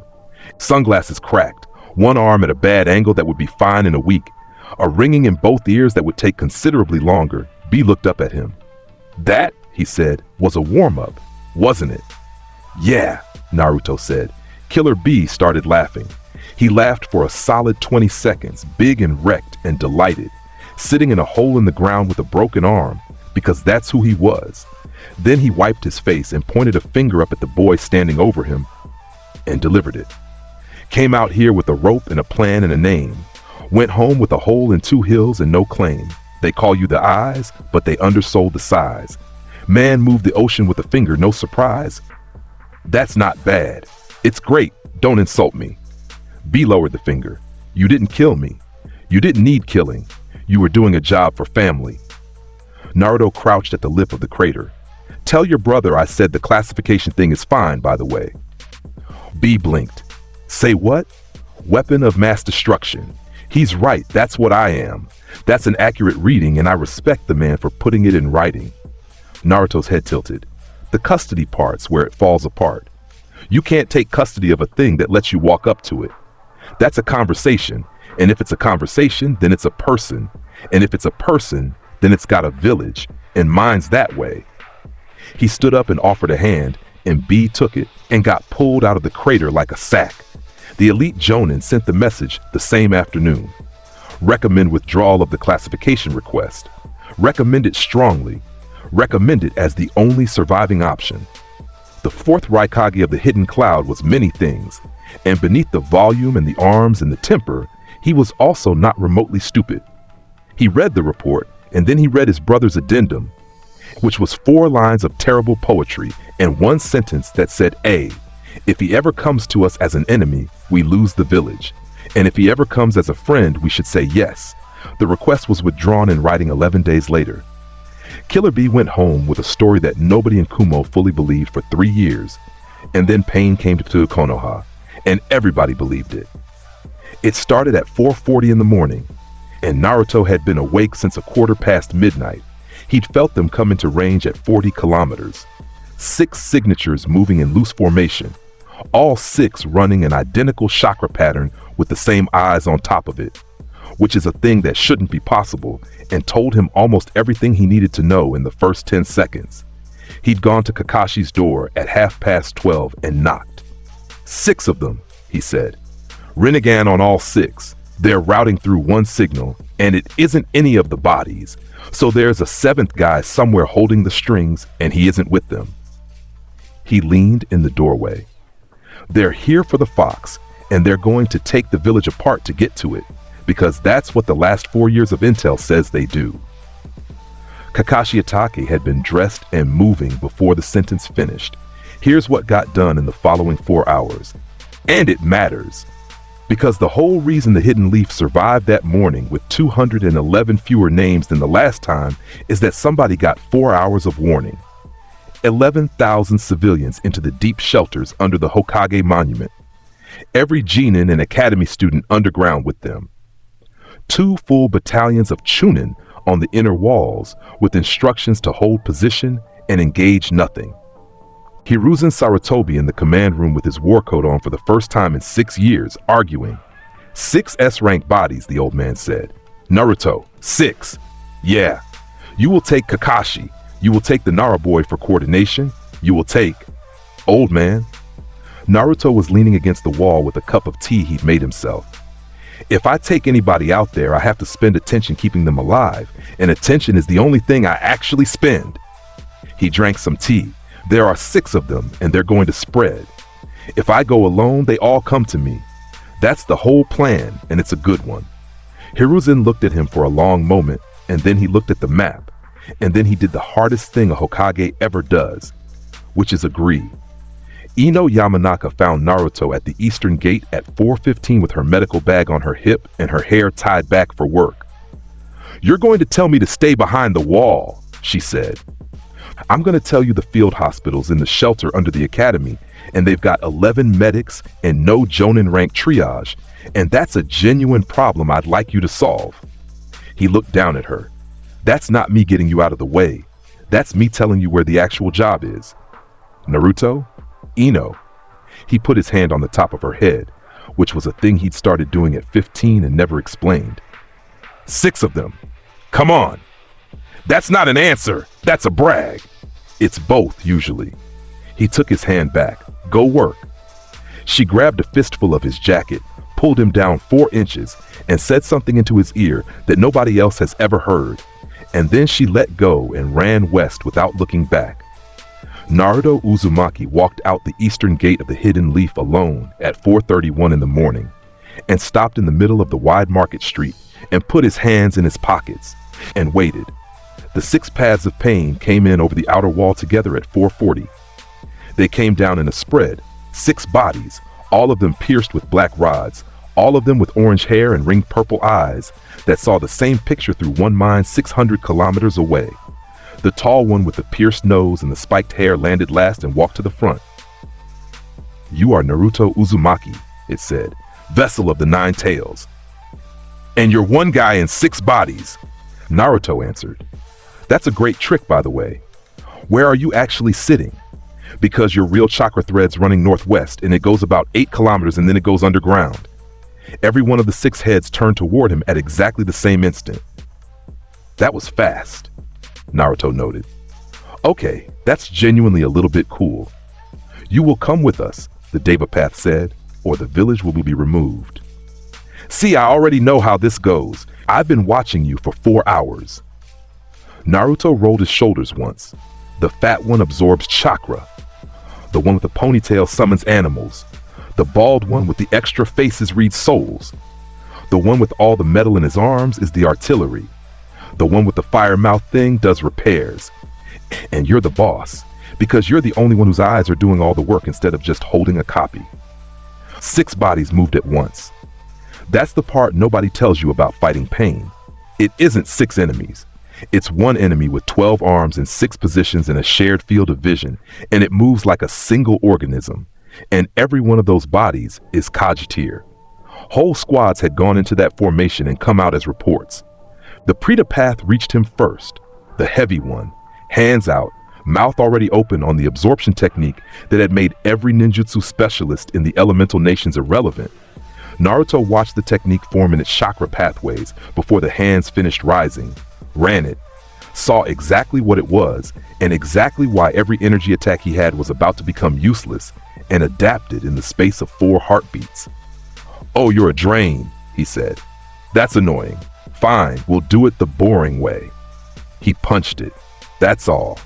He stepped inside the absorption field, which is where nobody in history had ever willingly gone, and hit the Preta Path in the sternum with a closed fist. And here's what happened, and this is the part that broke the renegade's understanding of the world. Absorption works by opening a pathway and pulling. The Preta Path opened a pathway into a body wrapped in the infinity, and the infinity does one thing, which is refuse to allow distance to close. And when the absorption tried to pull through it, the whole force inverted and came back down the pipe. The Preta Path's nervous system got the entire feedback of its own technique fired backward into it at once. Every black rod in that body lit white hot. The chakra network burned out from the palms inward in a pattern that looked, afterward, like lightning going through wet sand, and it went down on the cobblestones with its limbs locked at wrong angles and its eyes gone flat. Naruto shook out his hand. Huh. Neat. The Asura Path opened up from 100 meters. Its arms split apart into a launcher, and the whole upper body came open into a weapons platform, and it fired everything at once. 6 missiles, a spread of drilling projectiles, and a beam from the mouth. All of it converging on one point in the middle of that market street. The street ceased to exist. 9 buildings on both sides went down. There was a fireball 50 meters across and a shockwave that cracked the eastern wall. Naruto walked out of it without a mark on him, still with one hand in a pocket, brushing ash off his sleeve with the other. He crossed the 100 meters between them in 3 steps. Nobody in the Akatsuki had ever seen a human being move like that, and the Asura Path's targeting couldn't resolve it, and it swung the launcher arm anyway, and Naruto put 2 fingers against the middle of its chest. Cursed technique reversal. Red. The Asura path stopped being a coherent object. It came apart at every joint and seam simultaneously and went outward. 100 pieces of steel and puppetry and dead flesh fired in a circle at a velocity that put 6 of those pieces through the eastern wall and 2 of them through a rooftop 400 meters away. And the crater, under where it had been standing, went down 11 feet with edges pushed out like a flower. The animal path answered by putting its palm on the ground. 3 summons came out of the street. A rhinoceros the size of a house, a multi-headed dog with more heads than mouths, and a bird with a wingspan that took out the last standing awnings on the market's north side. Blue. Naruto raised his hand palm up and knotted the space above it, and the pull hit organic tissue at full output. And that's the thing about blue on living things. Steel bends, buildings lean. Flesh isn't built for a force that pulls every part of it toward one point at a different rate depending on density. And those 3 summons came apart at the cellular level in the space of half a second. A red-black mist and a pressure wave, and then nothing but smoke as the contracts broke and sent what was left of them home. The animal path was already inside his range. It got both hands on his throat and closed them. Its fingers stopped an inch out. "You've got a chakra rod through the base of your skull," Naruto told it, conversationally. "That's your antenna. Kind of a bad design." He put his palm against its forehead. There was a crack like a whip, and the animal path went down the street on its back for 60 meters and stopped moving. The human path came through the smoke. This one was different. This one didn't reach for his body. It reached with an open hand and a technique that goes past the body entirely. The soul read. The one that pulls a person's spirit up out of their chest like a fish out of a bucket, and reads it and leaves the meat standing there empty. Naruto saw the technique building in its pathways before the hand came up. He saw exactly what layer it was operating on, and he did the thing that nobody in the history of the Rinnegan had ever had done to them. He closed the infinity around his own soul. The hand landed on his chest and found a distance that kept subdividing. Whatever the human path was reaching for retreated forever at the speed of its own approach. The technique ran and reached the end of the chakra it had and got nothing at all, and the body it was housed in went rigid from the failure. "Yeah, souls have a location too," Naruto said. "Everything's got a location. That's the whole problem with me." He hit it once in the chest with an open palm, and the rib cage went inward and the body folded and dropped, which left the Naraka path standing in the wreckage of a market, and the Naraka path was the repair crew, and it was already doing its job, the great snarling head coming up out of the ground with its mouth open to swallow the broken bodies and give them back. Naruto looked at it, and for the first time that morning, actually paid full attention, because he could see the whole architecture now. 6 bodies, 6 receivers, and a signal, an actual visible signal, a hair-thin thread of chakra running out of the back of every skull, northwest, 8 kilometers, down into the earth, into a machine, into a man. The 6 eyes see chakra pathways the way other eyes see faces. It's not analysis for him. It's just what a thing looks like. "Nope," he said. He raised 2 fingers and cut sideways, and the infinity followed his hand as a plane, and 6 threads parted at once. Every remaining body on that street lurched. The king of hell's mouth stopped in the middle of closing and hung open. The Naraka path's restoration stalled halfway with the Preta path's arm inside the jaws. The 3 bodies, still standing, all took a stagger step in the same direction at the same time, like puppets whose operator had dropped the frame. 8 kilometers away, in an unlit room in a paper machine, Nagato of the Rinnegan choked on his own blood and reached out and grabbed the signal back by main force. Because he'd been running this system for 11 years and he was the strongest thing the village hidden in the rain had ever produced. He got it back in 3 seconds. And Naruto Uzumaki, standing in a ruined market, grinned. "Oh," he said, "you're good." That's when the Diva path came down out of the sky. It landed 40 meters up the street, and it didn't posture and it didn't speak. And the ringed eyes had changed. Nagato was in the front seat now, all of him, everything he had, and the polite reconnaissance portion of the morning was over. Shinra Tensei, the world pushed. Every account of that morning agrees on the sound. which nobody has ever been able to describe properly. The nearest anybody got was a chunin on the eastern wall who wrote in his statement that it sounded like a door slamming inside his own head. The repulsion went out from the Deva path in a hemisphere, and it took the market street, and the 11 buildings on either side of it, and the 6 blocks behind those, and it didn't knock them down so much as push them away. Walls leaning outward, roofs peeling off, load-bearing beams snapping in sequence, the cobblestones lifting off the roadbed and going. A public bath, a bakery, 4 apartment blocks that had stood since the founding. 6 city blocks of the hidden leaf became a bowl of open dirt in 1.5 seconds, and the dust column went up 800 feet, and on the wall 200 chunin were thrown flat by the pressure wave at 900 meters. Nobody was in those buildings. 4 hours of warning is worth a lot. The crater it dug at the center went down 30 feet, and at the bottom of it, in the middle of the churn, something moved. Naruto Uzumaki walked up the slope of the crater with dust in his hair. He got to the lip. He rolled his neck once. Then he reached up and straightened his collar, which had gotten folded under during the whole thing. And that gesture is the detail that went into every single retelling for the next 50 years. "Do you understand what you're looking at right now?" he said. "Because I want to make sure you know what this is before it ends." The Dava path stood at the far end of a canyon that used to be a neighborhood. "Space," it said. "You govern space. Getting warmer. Then we are the same thing from 2 directions." The ringed eyes fixed on him.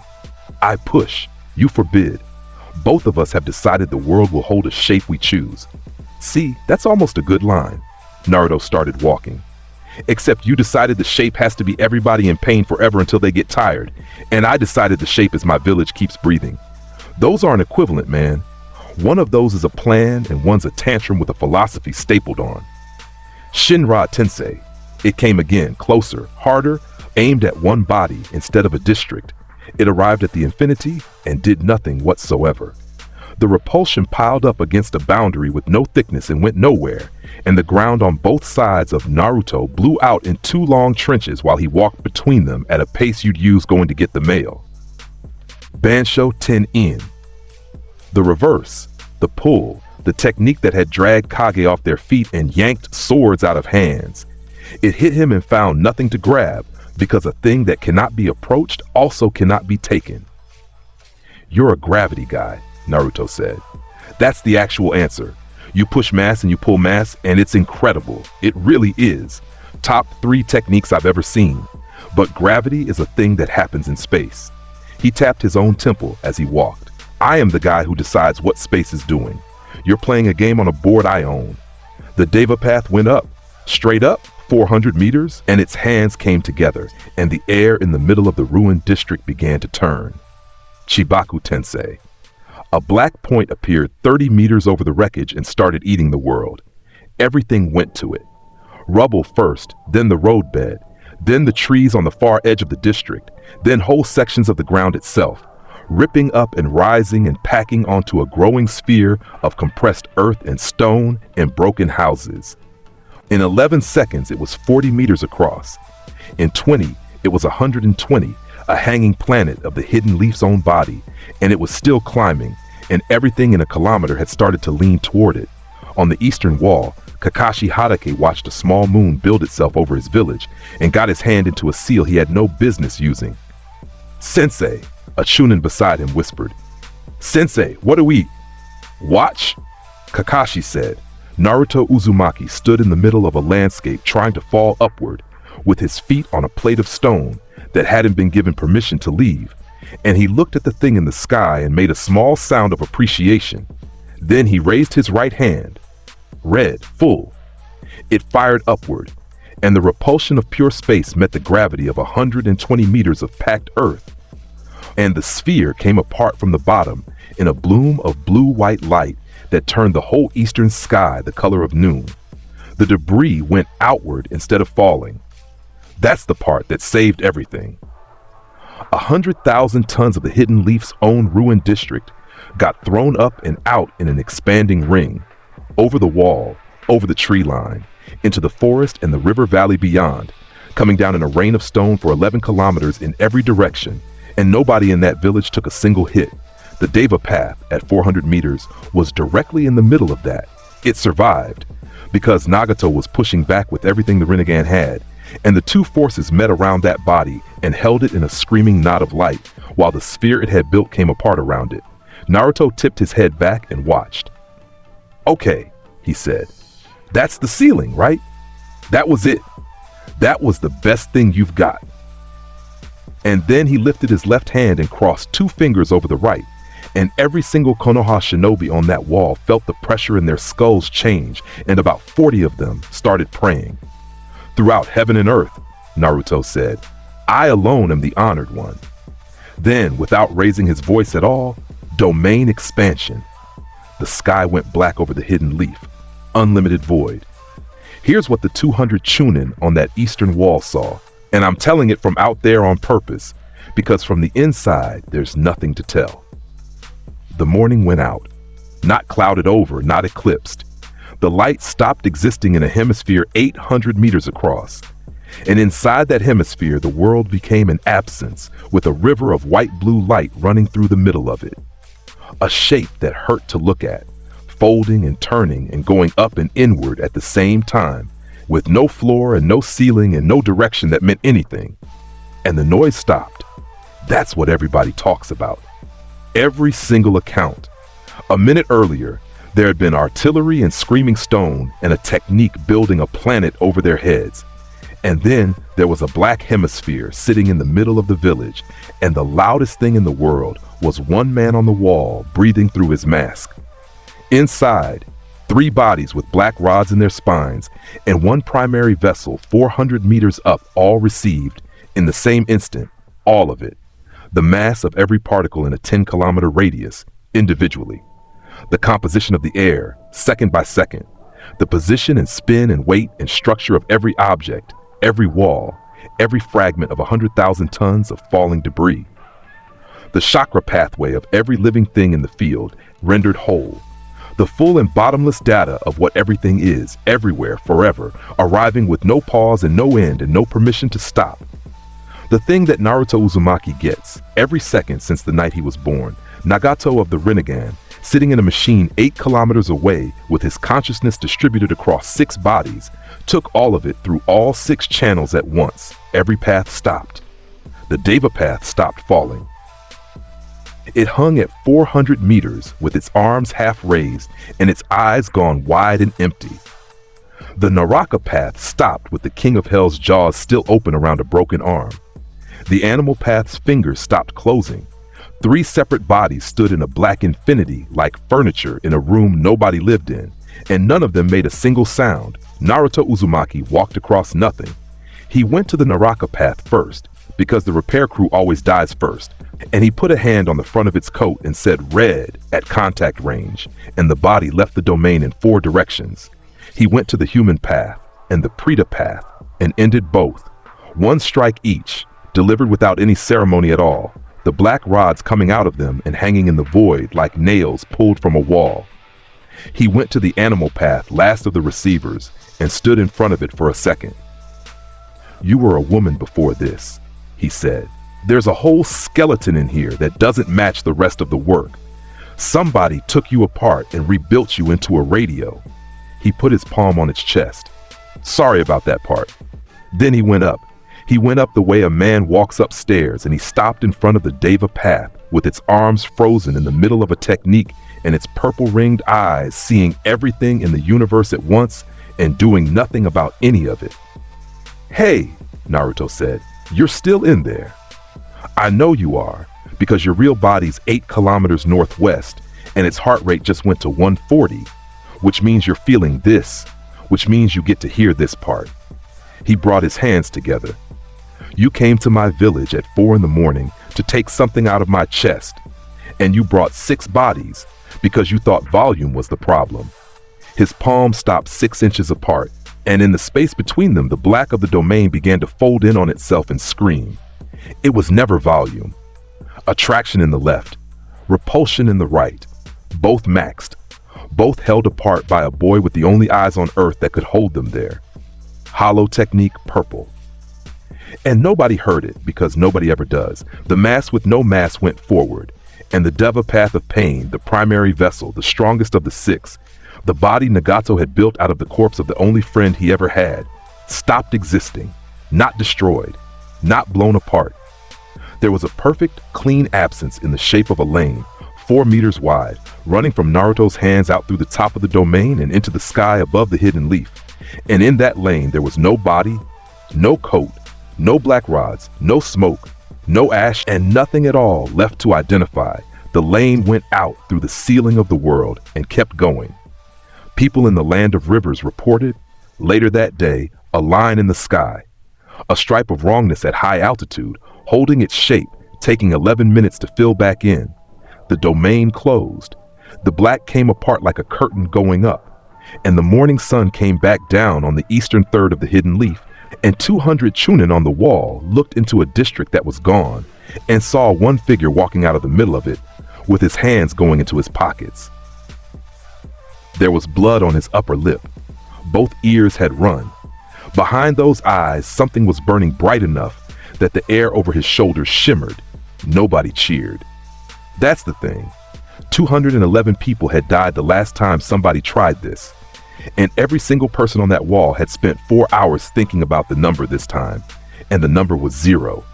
And instead of cheering, they all just stood there and watched him walk.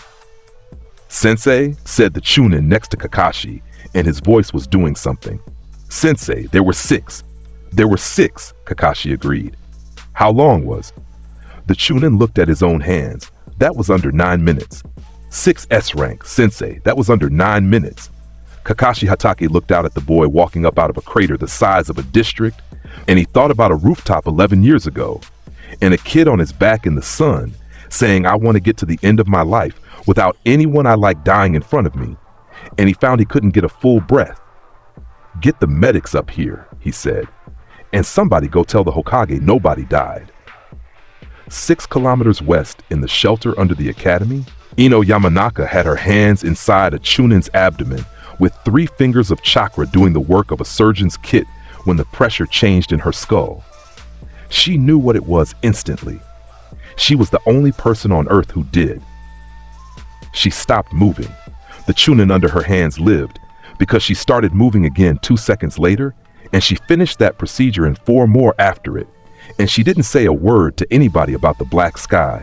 And when the all clear came, she walked up out of that shelter into a village with a hole in it and found him sitting on a broken wall with a canteen he wasn't drinking from.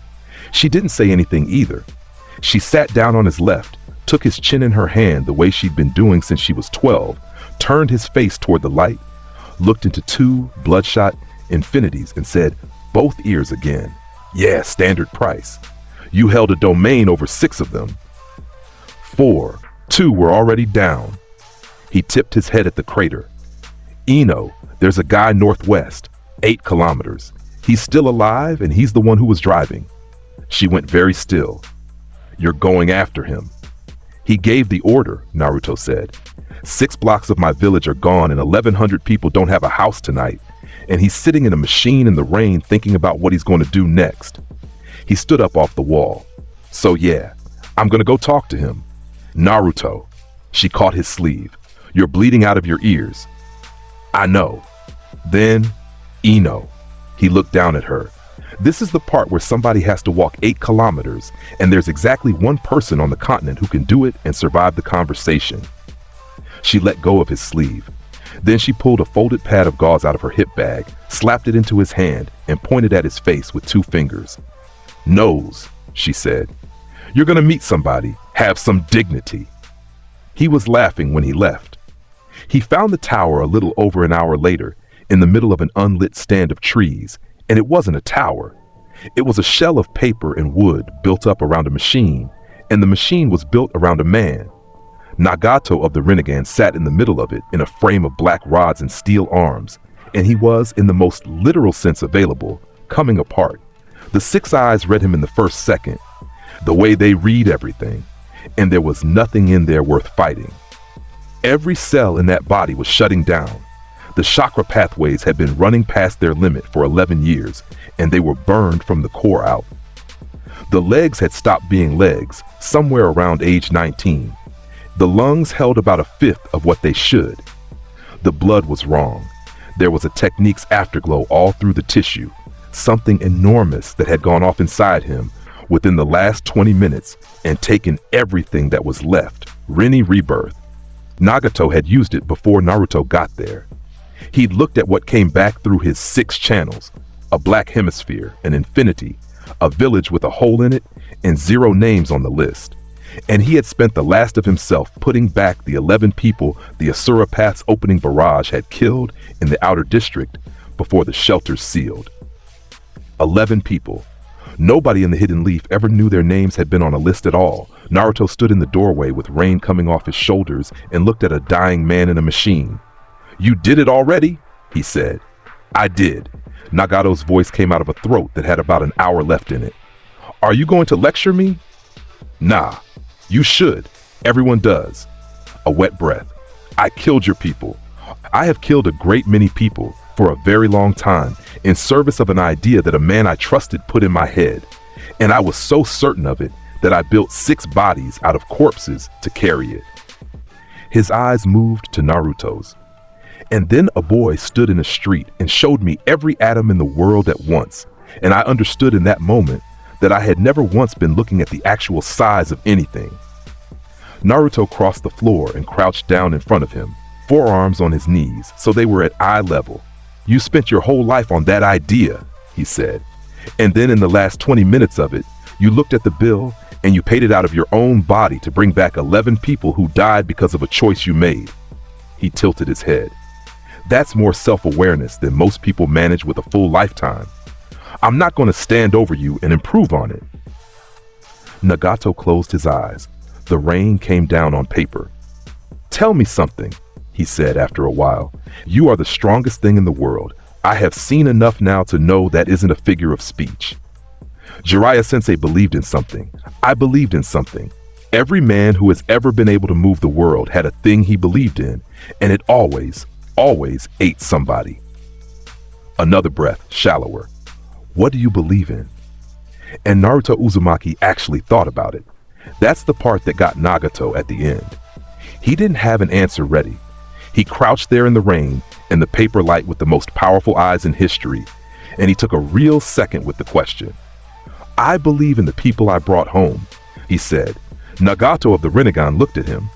"That's smaller than what I had," he said. "Yeah, that's why it works." The dying man in the machine made a sound that was almost a laugh, and then his chest stopped doing the thing it had been failing to do for 11 years, and the purple-ringed eyes lost their light and became eyes.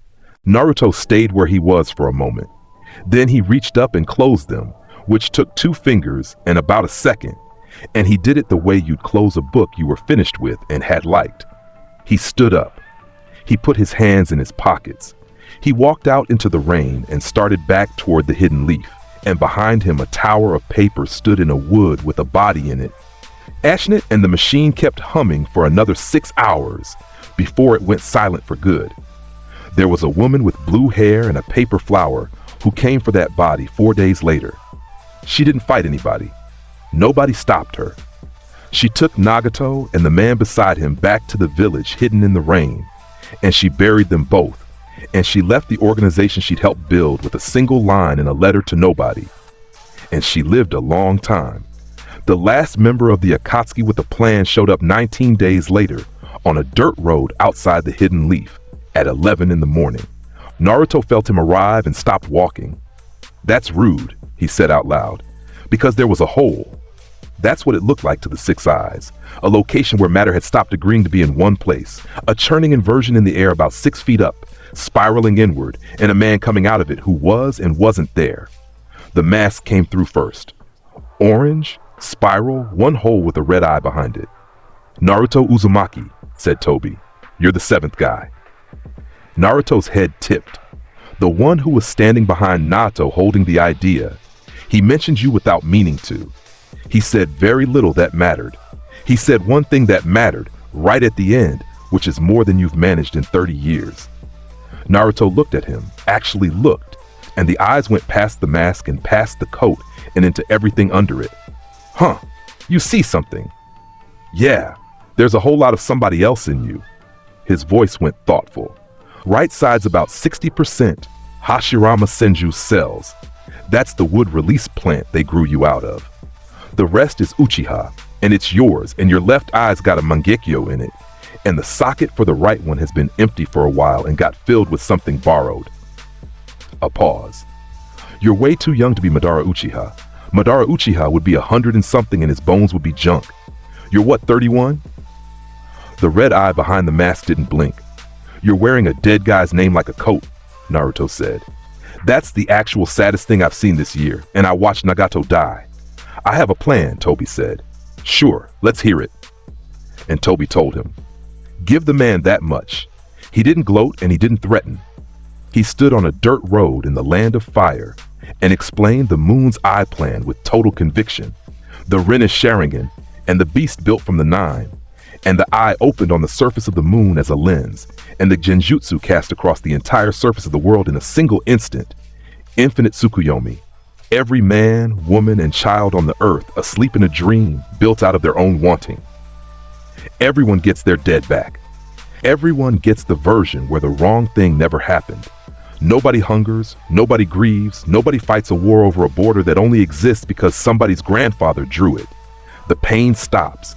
Not managed, not reduced, not treated. Stopped permanently for every person alive and every person who will ever be born. He believed it. That's the thing that came across. He wasn't selling. He'd been living inside that sentence for 30 years, and it was the only room he had left. You've seen more of the world at once than any living thing, Toby finished, so you already know what it is.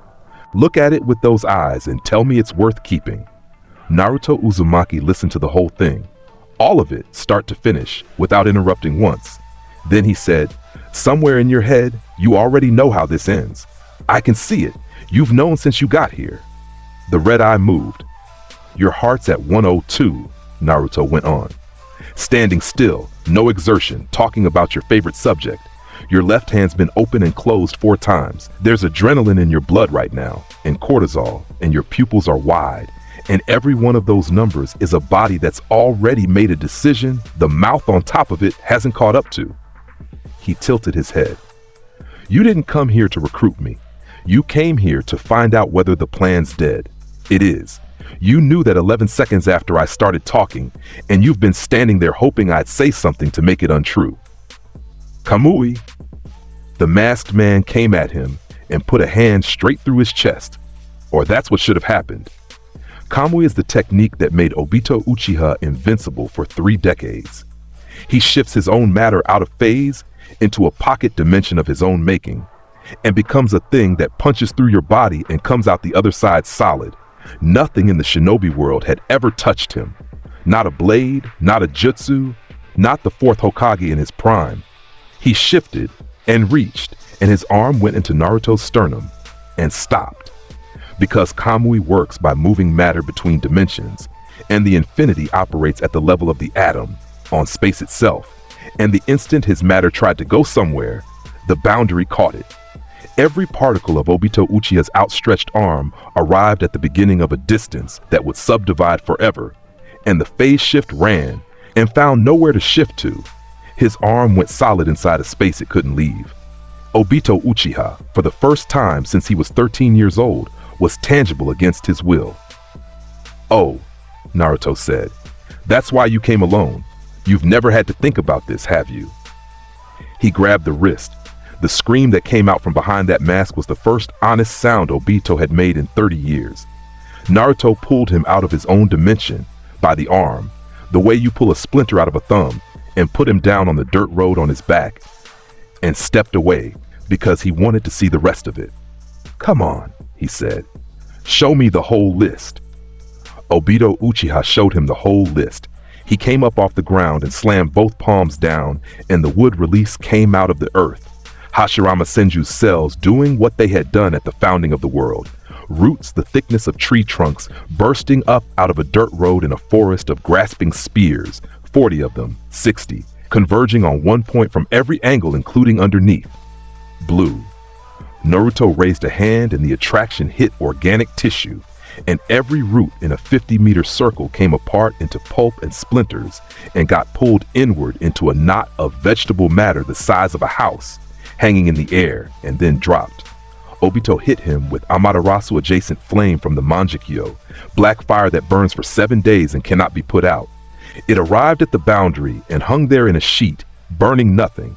And Naruto walked through the middle of it and came out with his hair moving in the heat and absolutely no other change. Obito went for the dimension itself. That was the smart play. That was the play a man makes when he's the only living master of space-time. He reached out with the Manjikyo and grabbed the boundary between here and Kamui and started to collapse it inward, folding the local space down around them. A technique nobody had ever survived because nobody had ever been inside it when it happened. Naruto felt the fold start, put one hand up flat, and pushed it back. That's all. He pushed the collapsing boundary of a pocket dimension back out to where it had been with the same effort a man uses to hold a door. "You know what your problem is?" he said conversationally over the sound of reality complaining. "You've spent 30 years being the guy nobody can touch. That's your whole identity. It's the only thing in your life that never lets you down." He pushed the fold out another 2 meters and Obito's shoulders started shaking.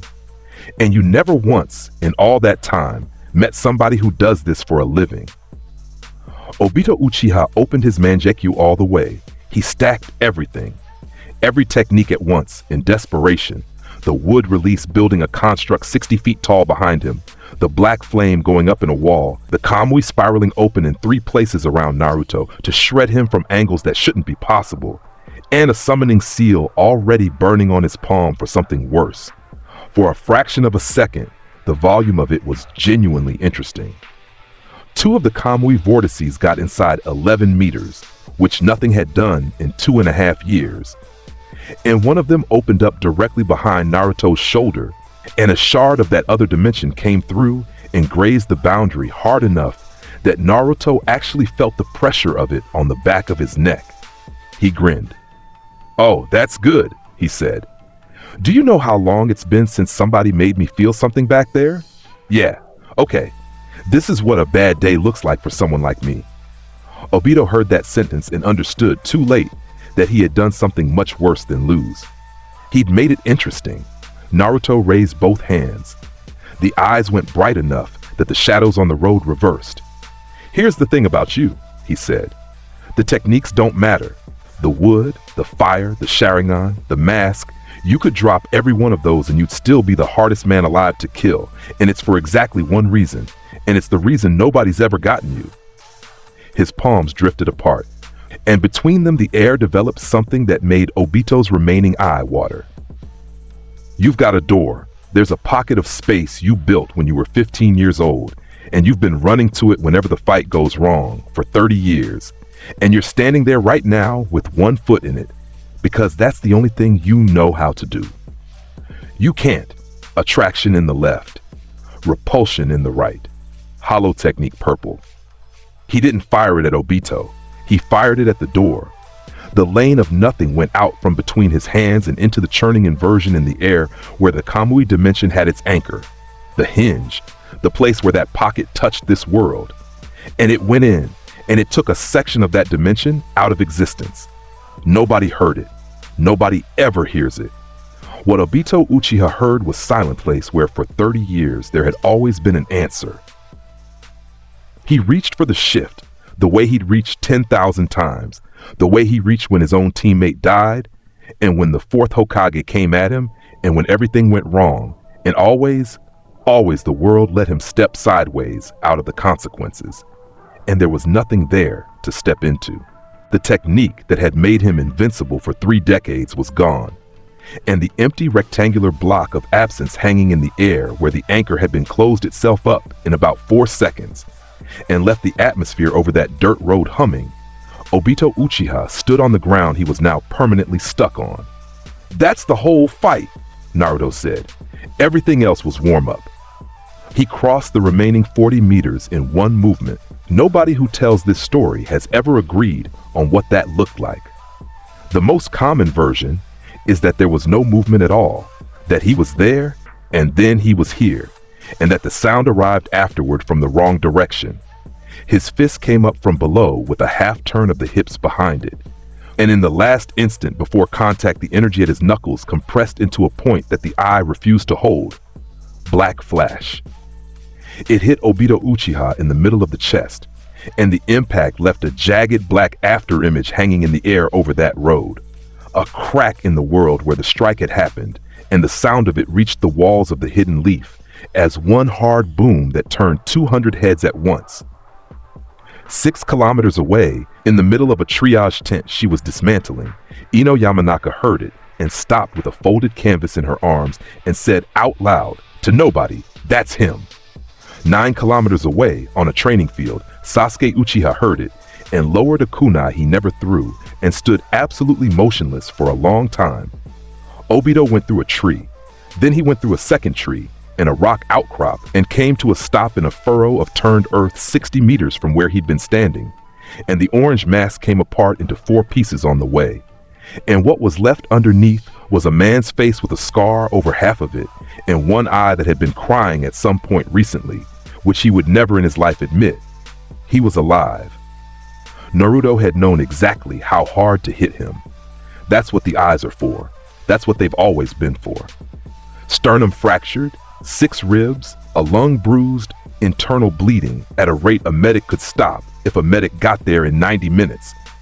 He'd carry that hit for however many days he had left, and every one of them would remind him. Naruto walked over and crouched down beside him and put one hand flat on his chest, which pinned him to the earth about as securely as a mountain pins a leaf. "Here's the part you're going to hate," he said. Obito Uchiha stared up into 2 crystal blue infinities and found he had nothing in him to say. "I actually get it," Naruto said. "I want you to know that. I looked at your whole plan and I understood the appeal from the inside. And I'm probably the only person alive who could. You want everybody asleep in a beautiful lie because being awake hurt you so badly you never got over it." His voice stayed low, and even the whole way through. "I've got the loudest head on the planet. I have never had 1 second of quiet in my life. Nobody in the world wants the world turned down more than me." He tilted his head. "But a world where everybody's asleep and dreaming isn't peace," he said. "It's the same loneliness with better lighting. You'd have 8 billion people in 8 billion separate rooms with nobody to talk to, and you'd call it fixed." A pause. "I know what that room looks like, man. I live in one. You don't build it for other people on purpose." There was no anger in it at all, and that's what finished Obito Uchiha. He'd built himself for 30 years to be hated by better men. He had a whole architecture ready for that, and had never once put a floor under this. "Rin," he said, and then stopped because he hadn't meant to say it out loud. "Yeah, I figured it was a person." Naruto stood up. "Kakashi?" Kakashi Hatake came out of the tree line 40 meters away. He'd been there for 6 minutes. He'd been there since about the time the black flame went up, and he had watched every second of it from behind a trunk with his hand over his own mouth. And the expression on his face was one that nobody in the hidden leaf had ever seen on it, and nobody ever would again. He walked out onto that road 1 step at a time and stopped over the man in the furrow, and looked down at half a face he'd last seen under a boulder at 13 years old. "Obito," he said. "Kakashi. You were dead. I know." Naruto put his hands in his pockets and started up the road toward the village and stopped once and glanced back. "Handle it?" he said. "He's got a lung filling up, so don't take all day being emotional about it." And that was the end of the Moon's Eye plan. 30 years of arrangement, 400 deaths, an organization built out of the worst men on the continent, a statue with 9 closed eyes, and a lens on the surface of the moon, finished on a dirt road at noon with a man on the ground and nobody in the sky. Kakashi carried him back himself.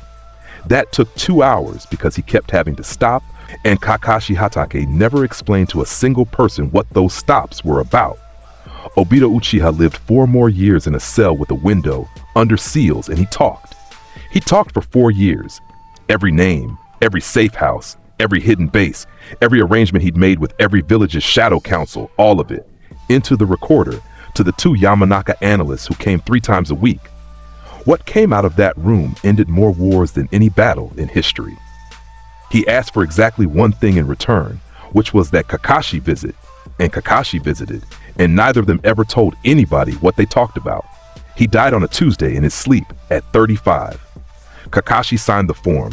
Here's how the rest of it went, and it goes fast, because peace is boring and that's the whole point of it. Hiruzen Sarutobi stepped down 11 weeks after the pain assault, at 72 years old. In a ceremony he insisted be short. He'd stayed on to see the village through, and the village was through. He named Kakashi Hatake as his successor, and then went home and spent the next 9 years teaching at the academy in the mornings and playing shogi in the afternoons. And he beat Naruto Uzumaki at shogi exactly once, and he had the board framed. Kakashi became the 6th Hokage and discovered that he hated the hat, hated the robe, and hated paperwork with an intensity that became a village-wide joke. He was, unfortunately for him, extremely good at it. 2 months into his term, he signed an early release on Sasuke Uchiha's probation, cutting it short by 8 weeks, and when the council asked him to justify the decision in writing, he wrote "I'm the Hokage" on the line and handed it back. He never explained it to anyone, including Sasuke, including Naruto, and he took the reason with him. Sasuke made Jonin at 18. He led a 4-man tracking cell out of the Hidden Leaf for 6 years and had the highest recovery rate of any unit in the village's history and the worst attitude in the country. And he still trained until he threw up, and he was still the 2nd strongest thing in that village by a margin nobody else could see the far side of, and somewhere along the way he stopped experiencing that as a wound. He and Naruto never talked about the Valley of the End. Not once, ever, for the rest of their lives. What they did instead was spar every 11 days at 4 in the morning on the training field behind the academy, where Sasuke tried a new idea, and Naruto stopped it, and then told him precisely why it failed, down to the muscle, down to the chakra pathway, down to the 10th of a second. Sasuke got frighteningly good that way.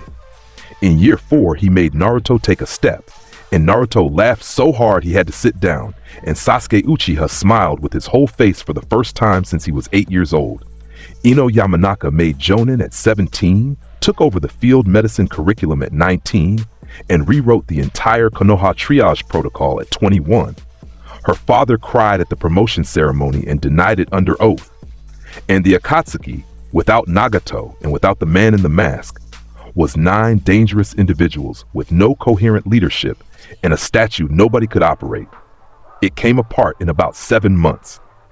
2 of them died in the land of Earth arguing about art. 1 of them went into business selling something legal, allegedly. Kasame Hoshigaki disappeared into the deep water somewhere south of Kiri, and there's a story that he took a boat out and never came back. And there's another story that he lived 20 years in a fishing village with a hole in his shoulder and told the truth about a boy on a fence post to anyone who'd sit still for it. Itachi Uchiha lived 19 more months and died the way he'd always intended to. And Sasuke was there, and what happened in that room belongs to the 2 of them, and no story has any business in it. Sasuke came home 11 days later and sat down on the floor of Naruto's apartment without knocking and stayed there until morning, and Naruto made 2 cups of tea and didn't say one single word the entire night, which was the correct thing, and both of them knew it. The war never happened. That's the part people find hard to accept, even now. There was supposed to be a war. Every scroll in every archive on the continent was pointing at one. A 4th great shinobi war, 100,000 dead, the beasts collected, and the moon turned into an eye and a world put to sleep. Every arrow in the century was aimed there, and it dissolved, because the whole thing had been built around getting the 9 tails out of a village that had Naruto Uzumaki standing in it. And one by one, every single person who tried sat down afterward and did the math and found that the math didn't work. It never worked. It was never going to work. There was no configuration of force, technique, numbers, or cleverness available to anyone alive that got you through that boundary. And eventually, enough serious people understood it that being ambitious about it became unfashionable. The 5 Kaj signed an accord 4 years later in the Land of Iron with a Kazakaj who had red hair and a gourd he no longer needed, and who insisted on greeting the Konoha delegation personally. Gaara of the Sand shook Naruto Uzumaki's hand in front of 900 witnesses and held on about 4 seconds longer than protocol allows, and neither of them ever explained that either. Which brings us to a ridge on the northeast side of the Hidden Leaf, on a bright morning in early autumn, 4 years and some change after a man in an orange mask made the worst decision of his career. Naruto Uzumaki was sitting up there with his elbows on his knees, looking down at the village. 20 years old, that autumn. Taller than his father ever got, shoulders you could hang a door on, that same impossible pale hair with nothing holding it together, and 2 crystal blue infinities in his face looking down a slope at 11,000 people going about a Tuesday. He could see all of it. That's the thing to hold on to, right at the end. He could see the load-bearing beam over the 3rd window of the academy, still sagging, because nobody had ever fixed it, and he'd stopped mentioning it as a bit. He could see the exact temperature difference between the market's north awning and the air above it. He could see 11,000 hearts, the rate of each one, and the woman on 4th Street whose blood pressure was going to be a problem in 9 years, and the 4-year-old on a roof over the bathhouse who had climbed up there without permission and was going to be fine. The flood never stopped. It had been screaming into him since the night the seal cracked wrong, and it would be screaming into him on the day he died. And he had gotten to the place where he could sit on a hill and call it a view. Ino Yamanaka came up the slope behind him and sat down on his left, the way she always did, and put a paper bag between them with 2 of something inside it. "You've been up here since 5, she said. 6, 5. The gate guard writes it down. You're a landmark." She pulled her knees up. "What are you thinking about?" He took his time with it. "That the whole thing looks like a system from up here," he said. "That's what I've got. All of it. The whole village, the whole country, the whole world. If I push the range, it's a system, and every single part of it is fragile. There's a beam over there that's one bad winter from going. There's a woman down on 3rd who's got about 9 years before something in her chest goes wrong, and she doesn't know it yet.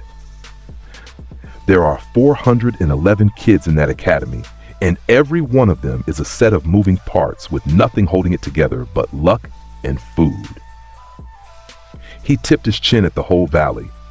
"I've known that since I was 2 hours old. I've never had the option of not knowing it. Every person I've ever loved has been a countdown with a face on it, and I can read the numbers." Ino watched the side of his face.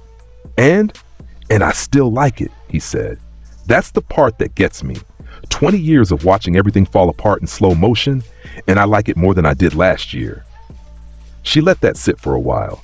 Down in the village, somebody's dog started an argument with somebody else's dog. "They asked you again," she said. "Kakashi told me. The hat." "Yeah, in about 8 years, he says. Maybe 10.